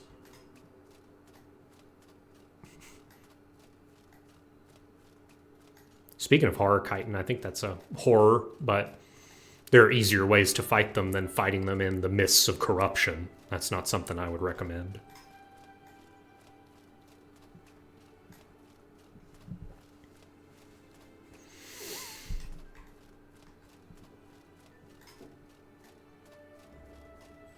And I believe, yeah.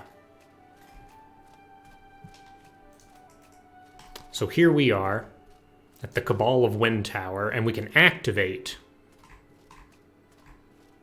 these kind of monuments. The altar, rather. And once you activate it, you can use certain Wind Cabal abilities. And we might grab one.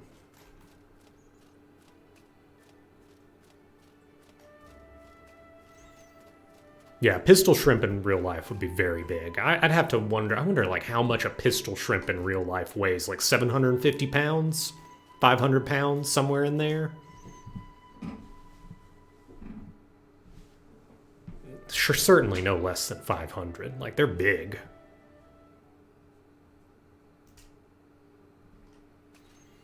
These people are just chilling out in the windmill.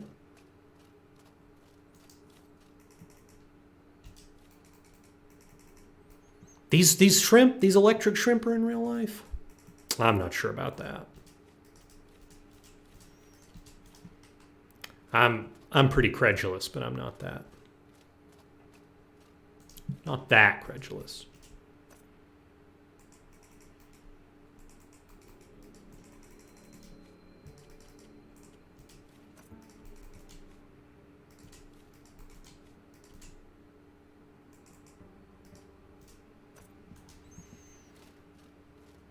How are you?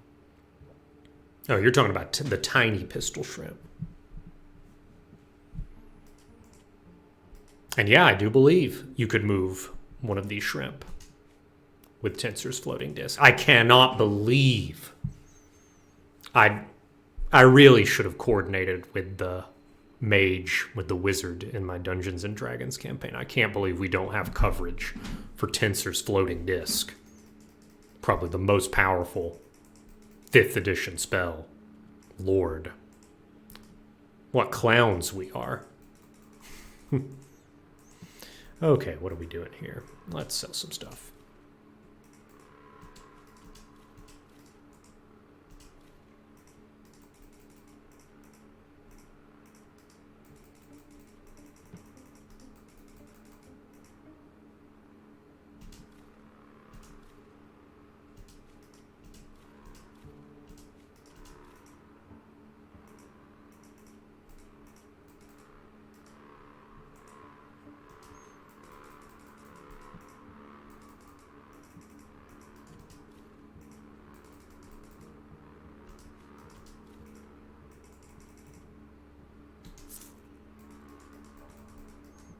Selling stuff.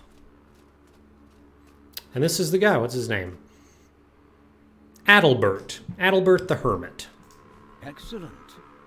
The Cabal shares its wisdom with those who respect the 5 winds. Oh. Reason, passion, fury, kindness, and the inside wind. Oh. The inside wind's what your mom told you about when she was like, you need to shut the door. She was worried about the inside wind getting to the outside. Listen to me. Cool. So we already know Reveal Soul. We can get some other stuff. We get Mana Push. And this is interesting. So Mana Push doesn't do anything on its own. You've got to have like another effect. But we are interested in Call of the Elements. We're definitely interested in weather tolerance. That's going to help us a lot, especially in the heavy armor. And we need 500 for Shamanic Resonance, which increases the effect of our boons. And luckily, we have a bunch of money. So I am, while like I came all the way out here, might as well grab this.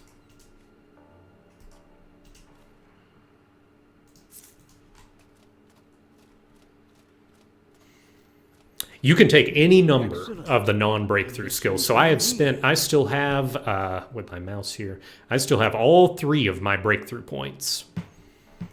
So all of these were fair game. I do think I am going to spend a breakthrough point to get the resonance here.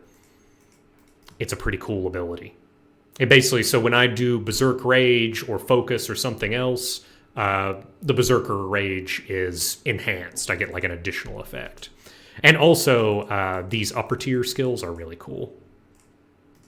But they're 600 each. I'm not sure if I'll be able to afford them. We'll see. How are you? All right, so if I were to sell my gems, that puts me to 421. I don't think I can get to 600, so that's fine. Yeah, body buffs are really big. They're great.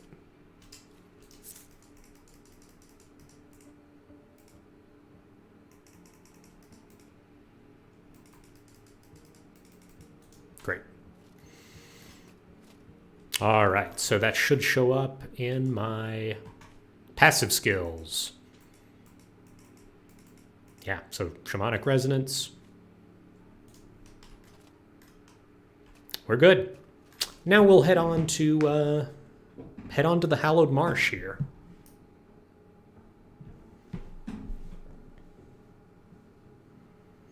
Thanks so much for tuning in. We're having a fun time, I think. Having a nice time. Playing this very beautiful game. Beautiful and unusual at times.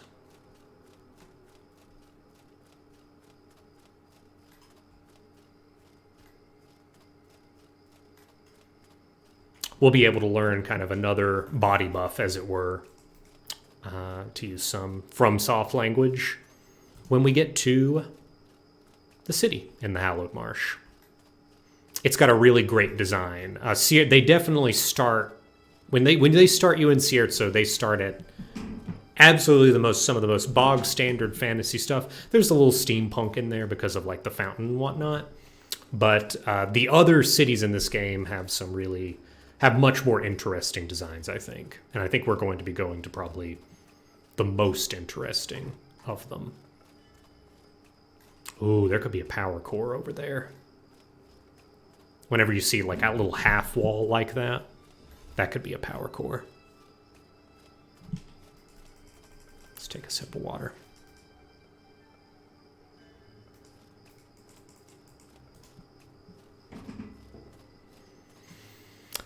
No quick travel in this game, though. So even though we have made it through Ghost Past and we're like here, we gotta go. We gotta go through Ghost Past again.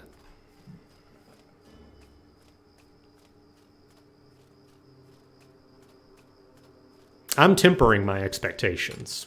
Yup. 3.5% chance. I don't know if it's a 3.5% chance per slot. Like, because some of these have 2 items and some have 3. So it makes me wonder, like, is there a percentage? Is there a first roll to determine how many slots are there going to be in the chest? And then after that, is there a roll to determine, like, what occupies that slot?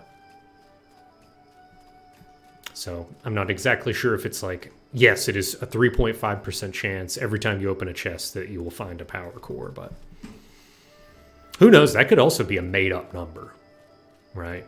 It's just I found it on a wiki. Anybody can put anything there. It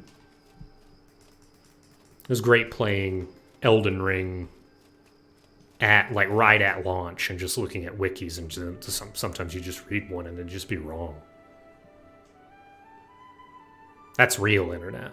Real internet is when people are lying to you. And I guess that's a lot of the internet.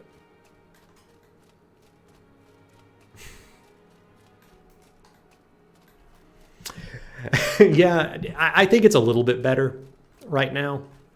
I was leaning on it pretty heavily for the charity stream, and for the most part, it was good. I would say the bigger issue is like incompleteness. So when you go to the smithing stones pages, you're trying to figure out like where I can get smithing stones. Like I was finding, at least at the middle of this year, that it was more or less correct if they said it was there, but it was not yet exhaustive. So like they did not have the locations of like every smithing stone 7. But I'm sure, over time, one would imagine that gets more accurate. I would hope so. Oh, yeah. I've never noticed this oil over here. That's great.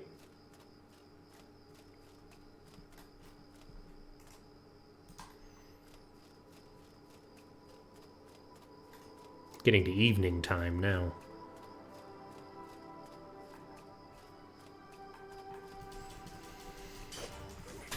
I think Cameron stopped streaming because work started to really pick up for him again.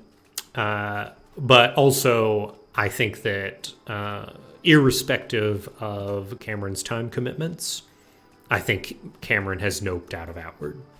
I think that the only way he would enjoy the experience is co-op, which I will say, I think if you want a co-op experience, I think Outward is fantastic. I think the way they handle drop-ins and drop-outs is great. Overall, I think if I were co-oping, and I love Elden Ring, I would say this game is a much better, more fun co-oping experience than Elden Ring is. Nothing. No. Cannot believe this. Foiled. Every attempt. How long? And now I'm actually interested, like, how long can I go without seeing one? That's the real question to me at this point.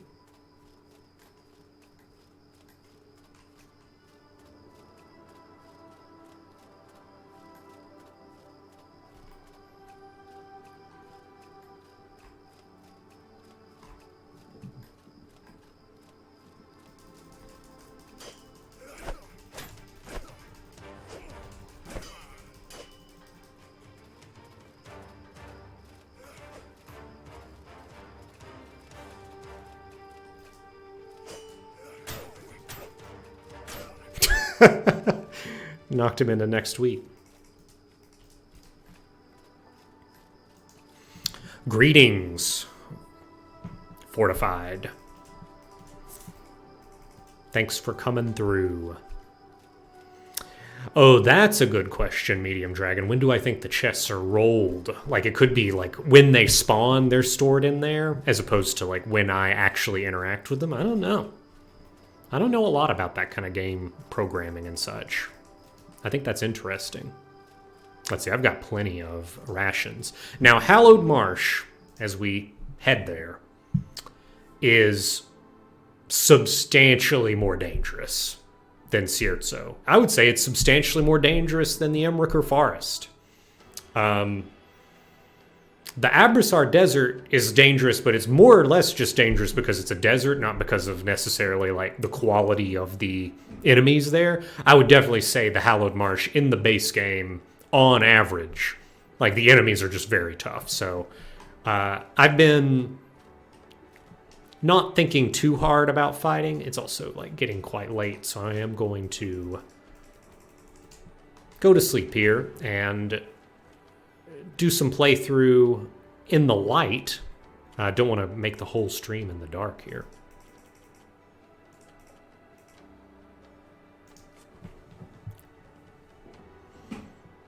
But so I don't think you can save scum in Outward effectively. Because there's not like a save and load button. I would have to like have a save by maybe quitting to menu and like Alt F4ing. Like, I don't know if like Alt F4 could work to save scum.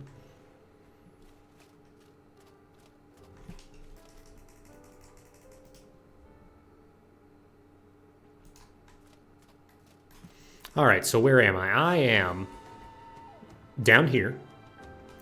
Like I said, if you came to the Hallowed Marsh from Emriker Forest, which Enmerkar, Enmerkar, Enmerkar Forest. You wouldn't normally be able to like get to the rest of the Hallowed Marsh because this has a big shield wall on it, and there's a bridge here that's like deactivated. It's like dematerialized. And in order to like materialize that bridge, you have to like go through this dungeon through the Ziggurat passage. But anyway, we opted not to do that and instead to go this way. But I do believe I would like to visit the Friendly Immaculate while we're here. I think that would be cool to do. I think these are a little... they have a little bit of aggro behavior like the chocobos do. But there's some, like, interesting dino-type beings here, which I think are cool. Okay, so I believe that the friendly Immaculate is somewhere around here. So I need to go east-northeast, maybe?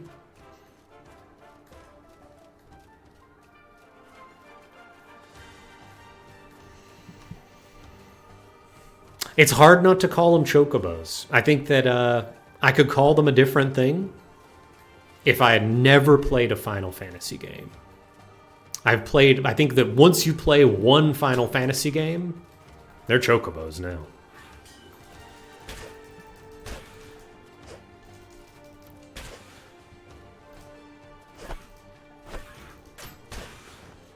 I've been infected! Instantly cures infections. Yeah. If you weren't a tea drinker, this game will make you a tea drinker. They're good. Let's see. So this is Jade Quarry, the abandoned ziggurat. Okay. Interesting. I need to get to that Wind Cabal Tower then. Easy to get lost sometimes in the swamp here. How much have I played? I have beaten the game. I've beaten the Blue Chamber collective questline, and I've beaten the Heroic Kingdom of Levant questline. I have not beaten the Monsoon questline, and that is the plan. So I hope to do that. So I'm pretty enfranchised. I'm looking forward to completing this quest line because I think that this quest line gives a lot of the like lore of the game, kind of elucidates a lot of that. Go and activate that.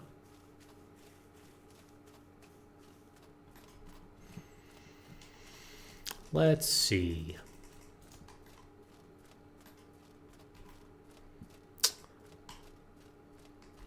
So from here, there should be a road east. These things are really heavy, but it doesn't really matter if you eat them immediately.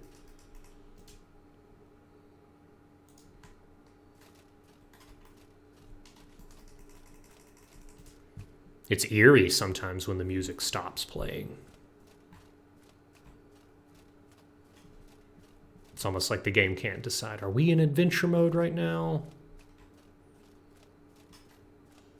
We're worried you might aggro something. Not sure.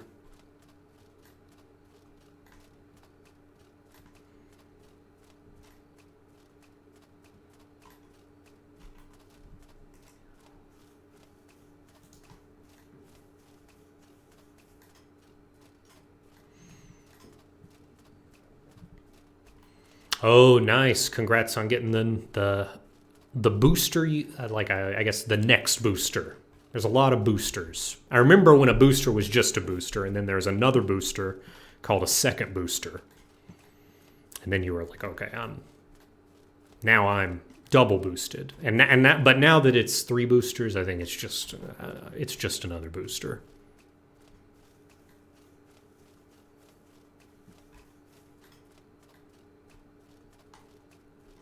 It's kind of the opposite of anniversaries.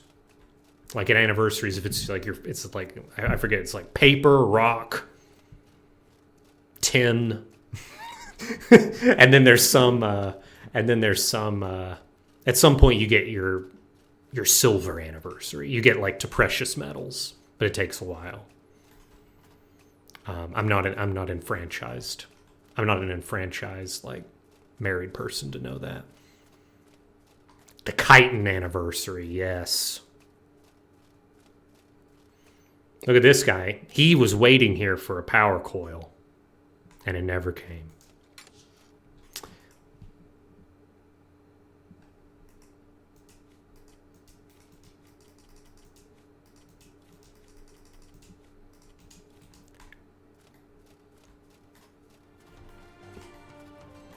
Oh yeah, this thing will attack you.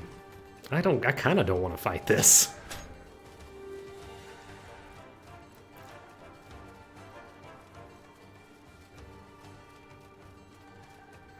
You gonna follow me forever?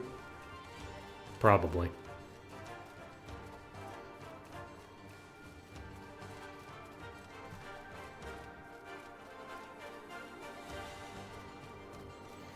Let's see. How do I get to the Friendly Immaculate? I believe that there are like passageways down here. Yes.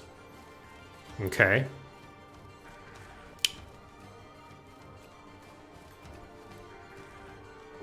Can I make this nice?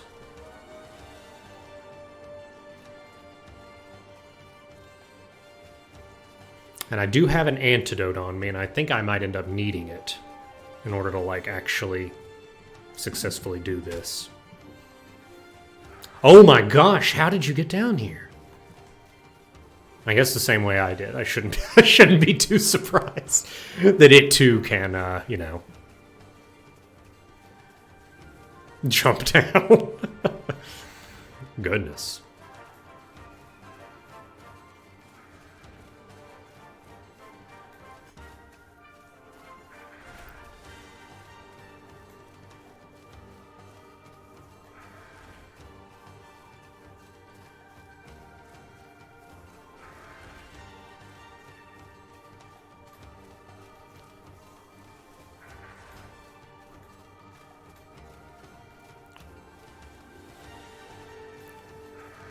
Really, I guess, what am I hoping for here? Am I just hoping this thing gets stuck on edge geometry or something? Is that what I'm playing? Is that my out?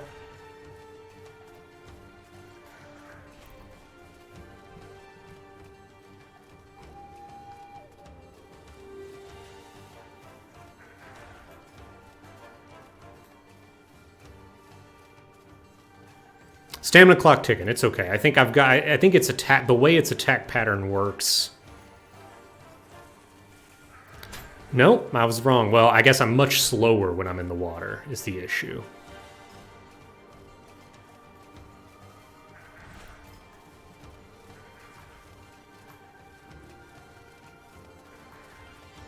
Oh darn, I am poisoned. Okay.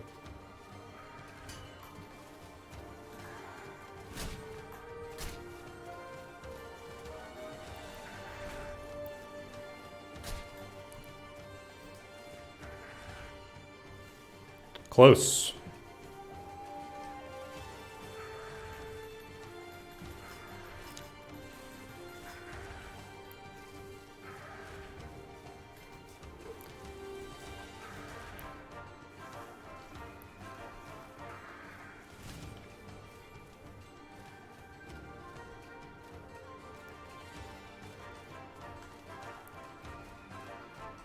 Almost lost it.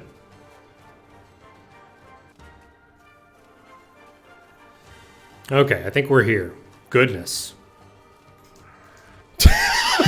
So here's what's wild, y'all. Normally, like the way and the average player is going to discover this particular Friendly Immaculate is by dying and then waking up in here. So you have to work your way out of this, which is something. That's really something. Can you help me? I do want power. Yes, please.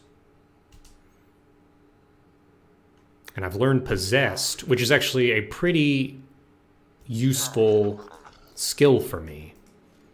Because that skill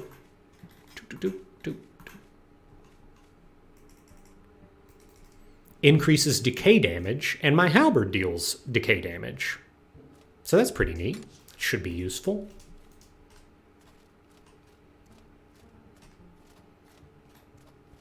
I'm going to avail myself of kind of this space and rest here.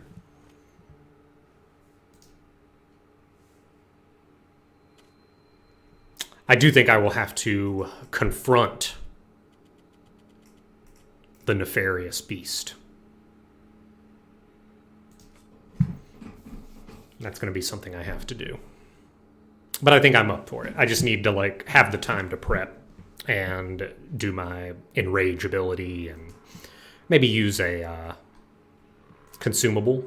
Adds a little extra damage to my weapon. All right, I believe I have some food.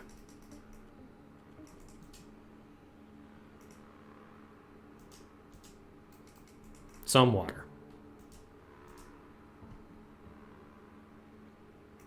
I also have bolt varnish. I can also... Oh, I wonder if that'll deactivate my varnish. We'll see.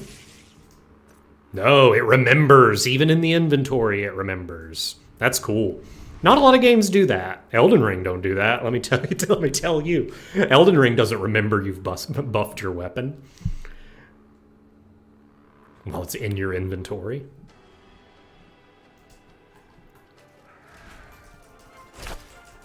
Oh, yeah.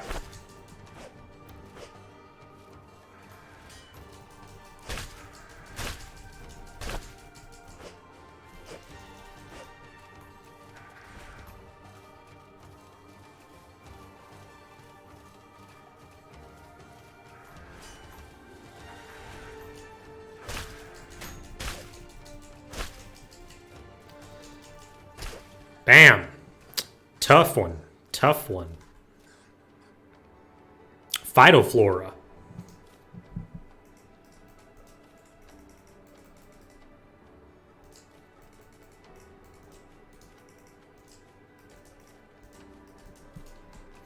All right, now we just got to work our way out of here. Work our way out of here. Somehow. I think we more or less were going the way we have to go.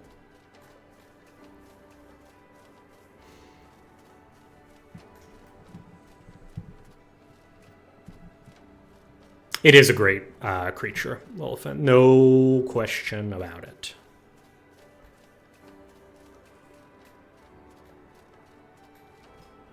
Yes, there was a chest back there. Unfortunately, not the power cell kind, but a mundane chest nonetheless. Let's see. Great. And I think this is where I get poisoned. Yeah. I might get poisoned one more time. So I'm going to let that ride, because I do have an antidote in my inventory.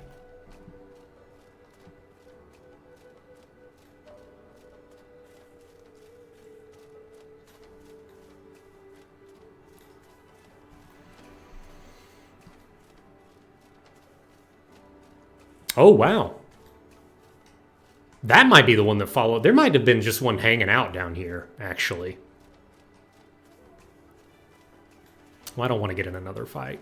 I prefer not to.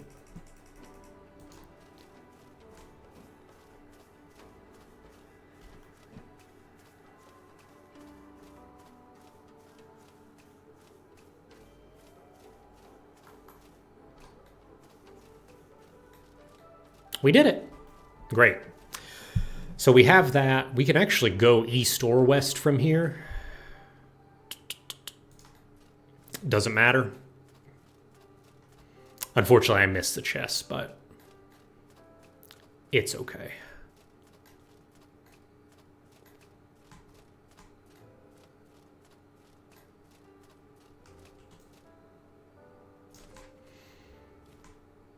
Let's see. So realistically, what would be these? Probably the way back, like back and then north, is my guess. Let's do it. Because there's that abandoned ziggurat there. I believe that there are some liches hanging around in the Hallowed Marsh, which is very scary.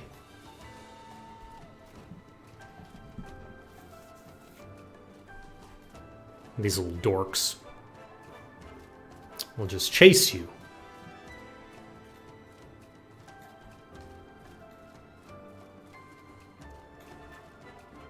I am still berserk. Weapon impact plus 35%. Still got 12 seconds left. It like lasts a long time. Cooldown is another probably like 250 seconds. Looks like it's basically you can have it up half the time, more or less. So it's very useful. We're going to get another one once we're in town in Monsoon that increases our weapon damage and not just our weapon impact, and that's the combo. Enrage, focus, and shamanic resonance. Get out of here. Too powerful. And we've only spent 1 breakthrough point. We can spend 2 more.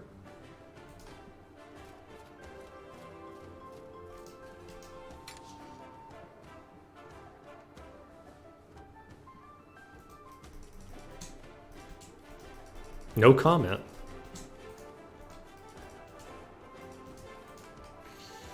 No comment.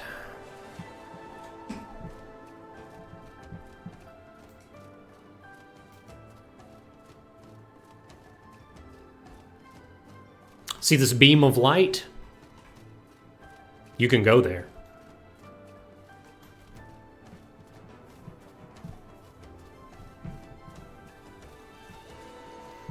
Great. Looks like it's 7:30 or so Eastern, so we should have an opportunity to like get to the Hallowed Marsh and like meet some like quest important NPCs, and we'll probably call it a session at that point. But we've had quite a streaming session today.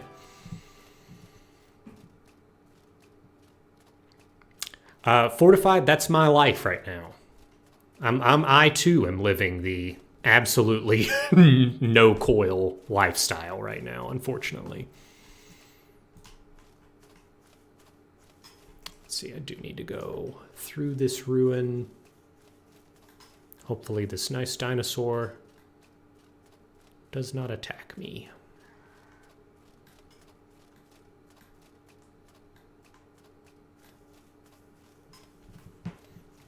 Can you buy the coils? Yes, you can buy them, and I think it's a guaranteed purchase in the Heroic Kingdom of Levant. Yes. Otherwise, you can buy them at the traveling merchants. Harmattan, yes. Oh, Harmattan, you can. I also think it's Levant. I do believe, because they've got there's so much steampunk stuff there. This is an especially nasty area. If you die here, they will take all of your armor, and you'll like come to over there, and all of your armor is locked behind this fence over here. It's real mean.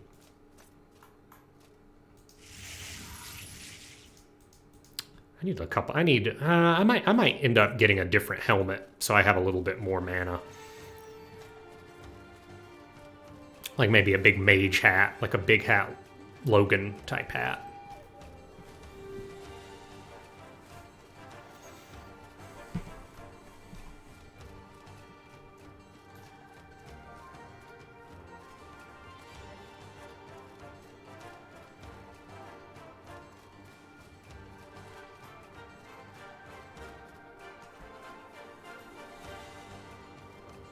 Guaranteed power coil down here, though. It's not guaranteed.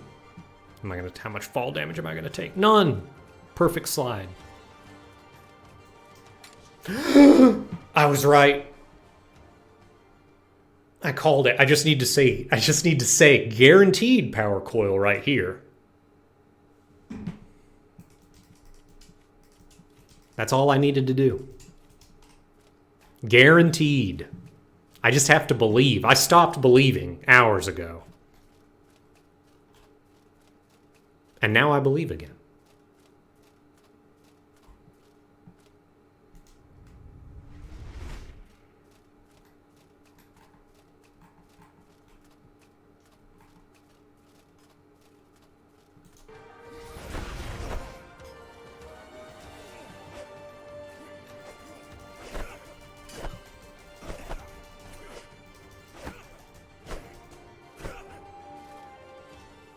Get out of here.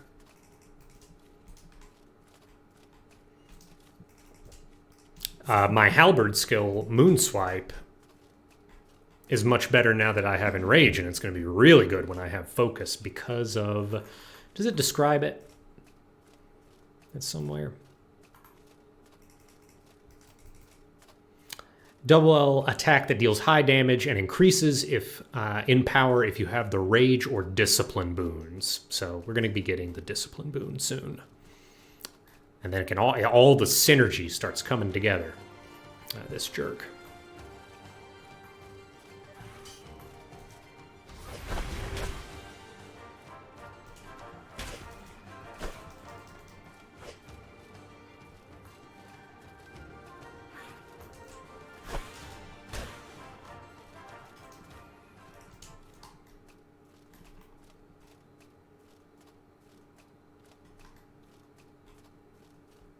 Oh yeah, I forgot. There's also a guaranteed power coil in this particular chest, right here. It doesn't work. I was hamming it up. That was the problem. It wasn't like a genuine, oh yeah, guaranteed power coil. It was, I went too hard there. You can't blame me though. Can't blame me for trying. Some marshmallows. These giant mushrooms. I love this area. It's so cool. Look at these giant lotuses sticking out of the water here. It's cool. Big flowers. Neon mosses.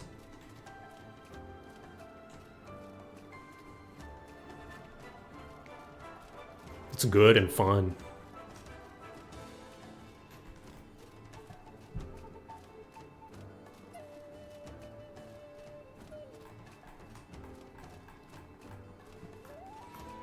This guy thinks he's all that with his cowboy hat.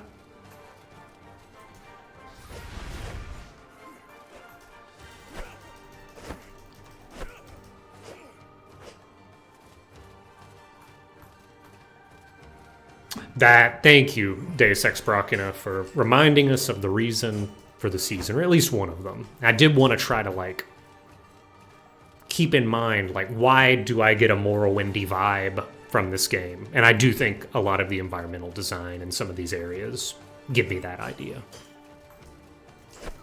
They also aren't afraid to, like, let a space breathe, which Morrowind was not afraid of that. It wasn't, like, hyper densely packed.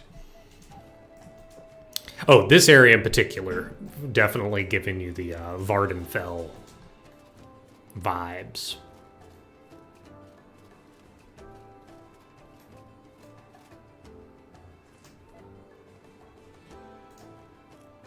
Thank goodness for infrastructure. Thank you, whoever put this here.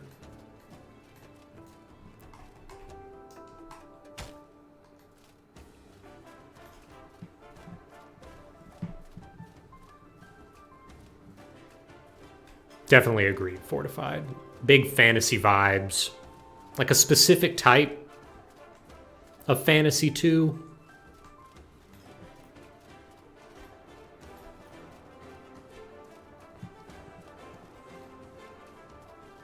Yes, I actually think there are some mushrooms that look a little bunglers baney, as it were.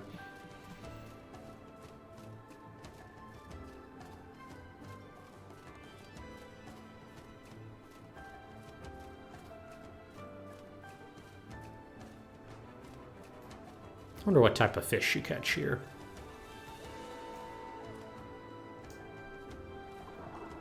Still rainbow trout.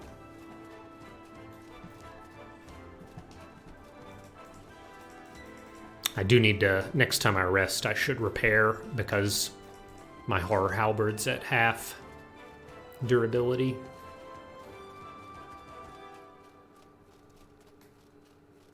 Hello!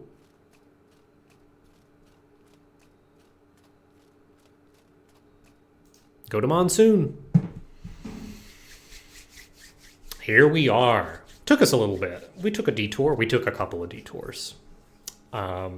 But now we are here in Monsoon, and we're going to take a look around this very cool city.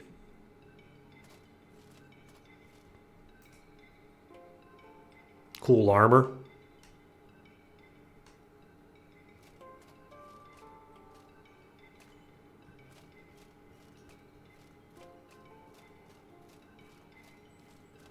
Look at this. Oh, it's so good. Ah. Look, it's our friend. Oliel. Good to see you.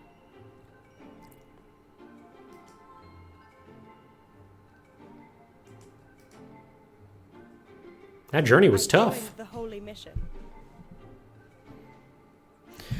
This is an entire new area. There are 4 big zones in the base game. Chersonese, Inmerkar Forest, Abrasur Desert, and the Hallowed Marsh.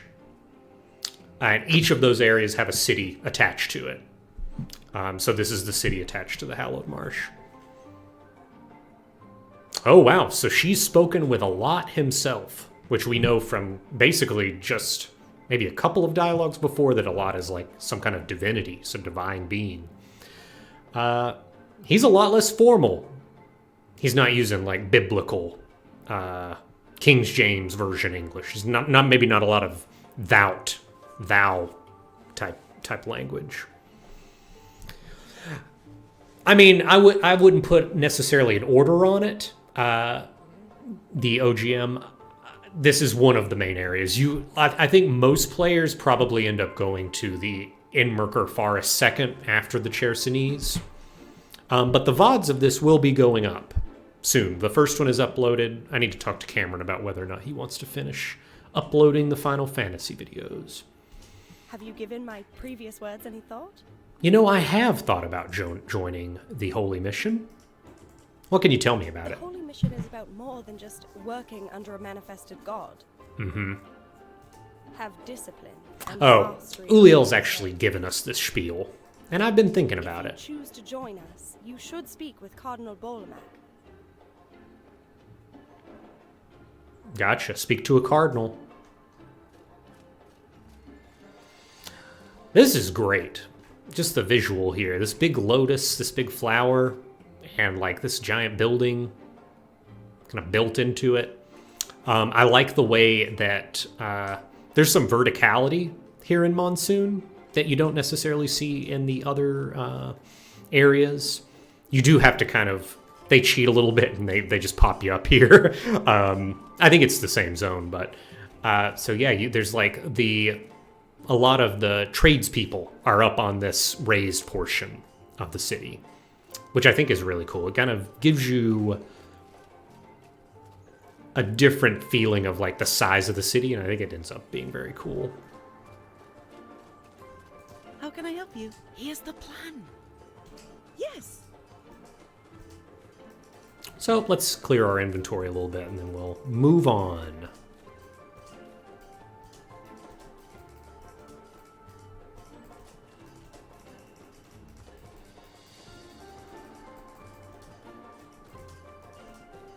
I think I'll keep the palladium spikes. I don't think I need this horn, though.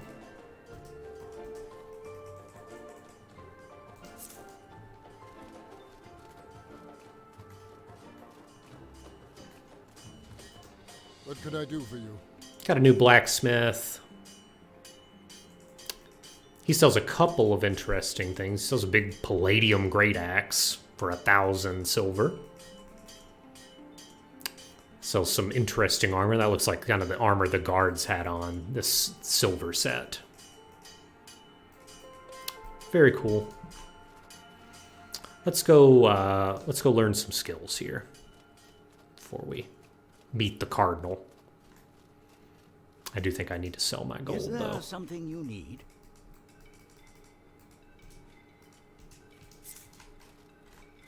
Maybe just a Is little there bit something more. you need?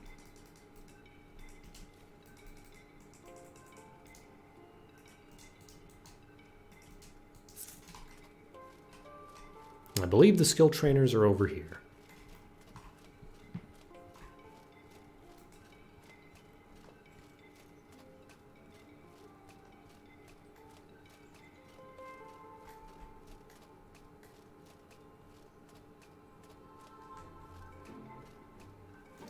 Hey there. Galira. Patience and fearlessness. So we can learn focus. These are not breakthrough skills here. Slow metabolism is great. Just great for like adventuring around.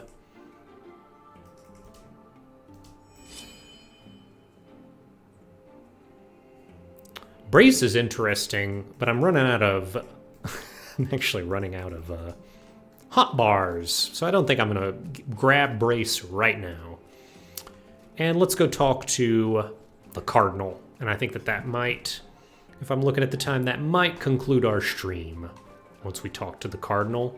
And then we'll kind of be set up to really start cruising through the main quest line. Obviously still grabbing upgrades here and there when they're relevant.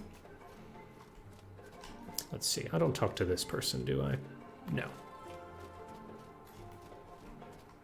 Ah, it's so great looking. And you can kind of see these particle effects that are surrounding this area. But yeah, I wouldn't want to actually live in a town in a swamp like this. Although it does look like they're doing some terraforming. I wonder how that affects them. Also, like, how much of just misery do swamps cause us solely because of mosquitoes? Like, if you got rid of the mosquitoes, that's a question. There he is. Blessings of Elat upon you.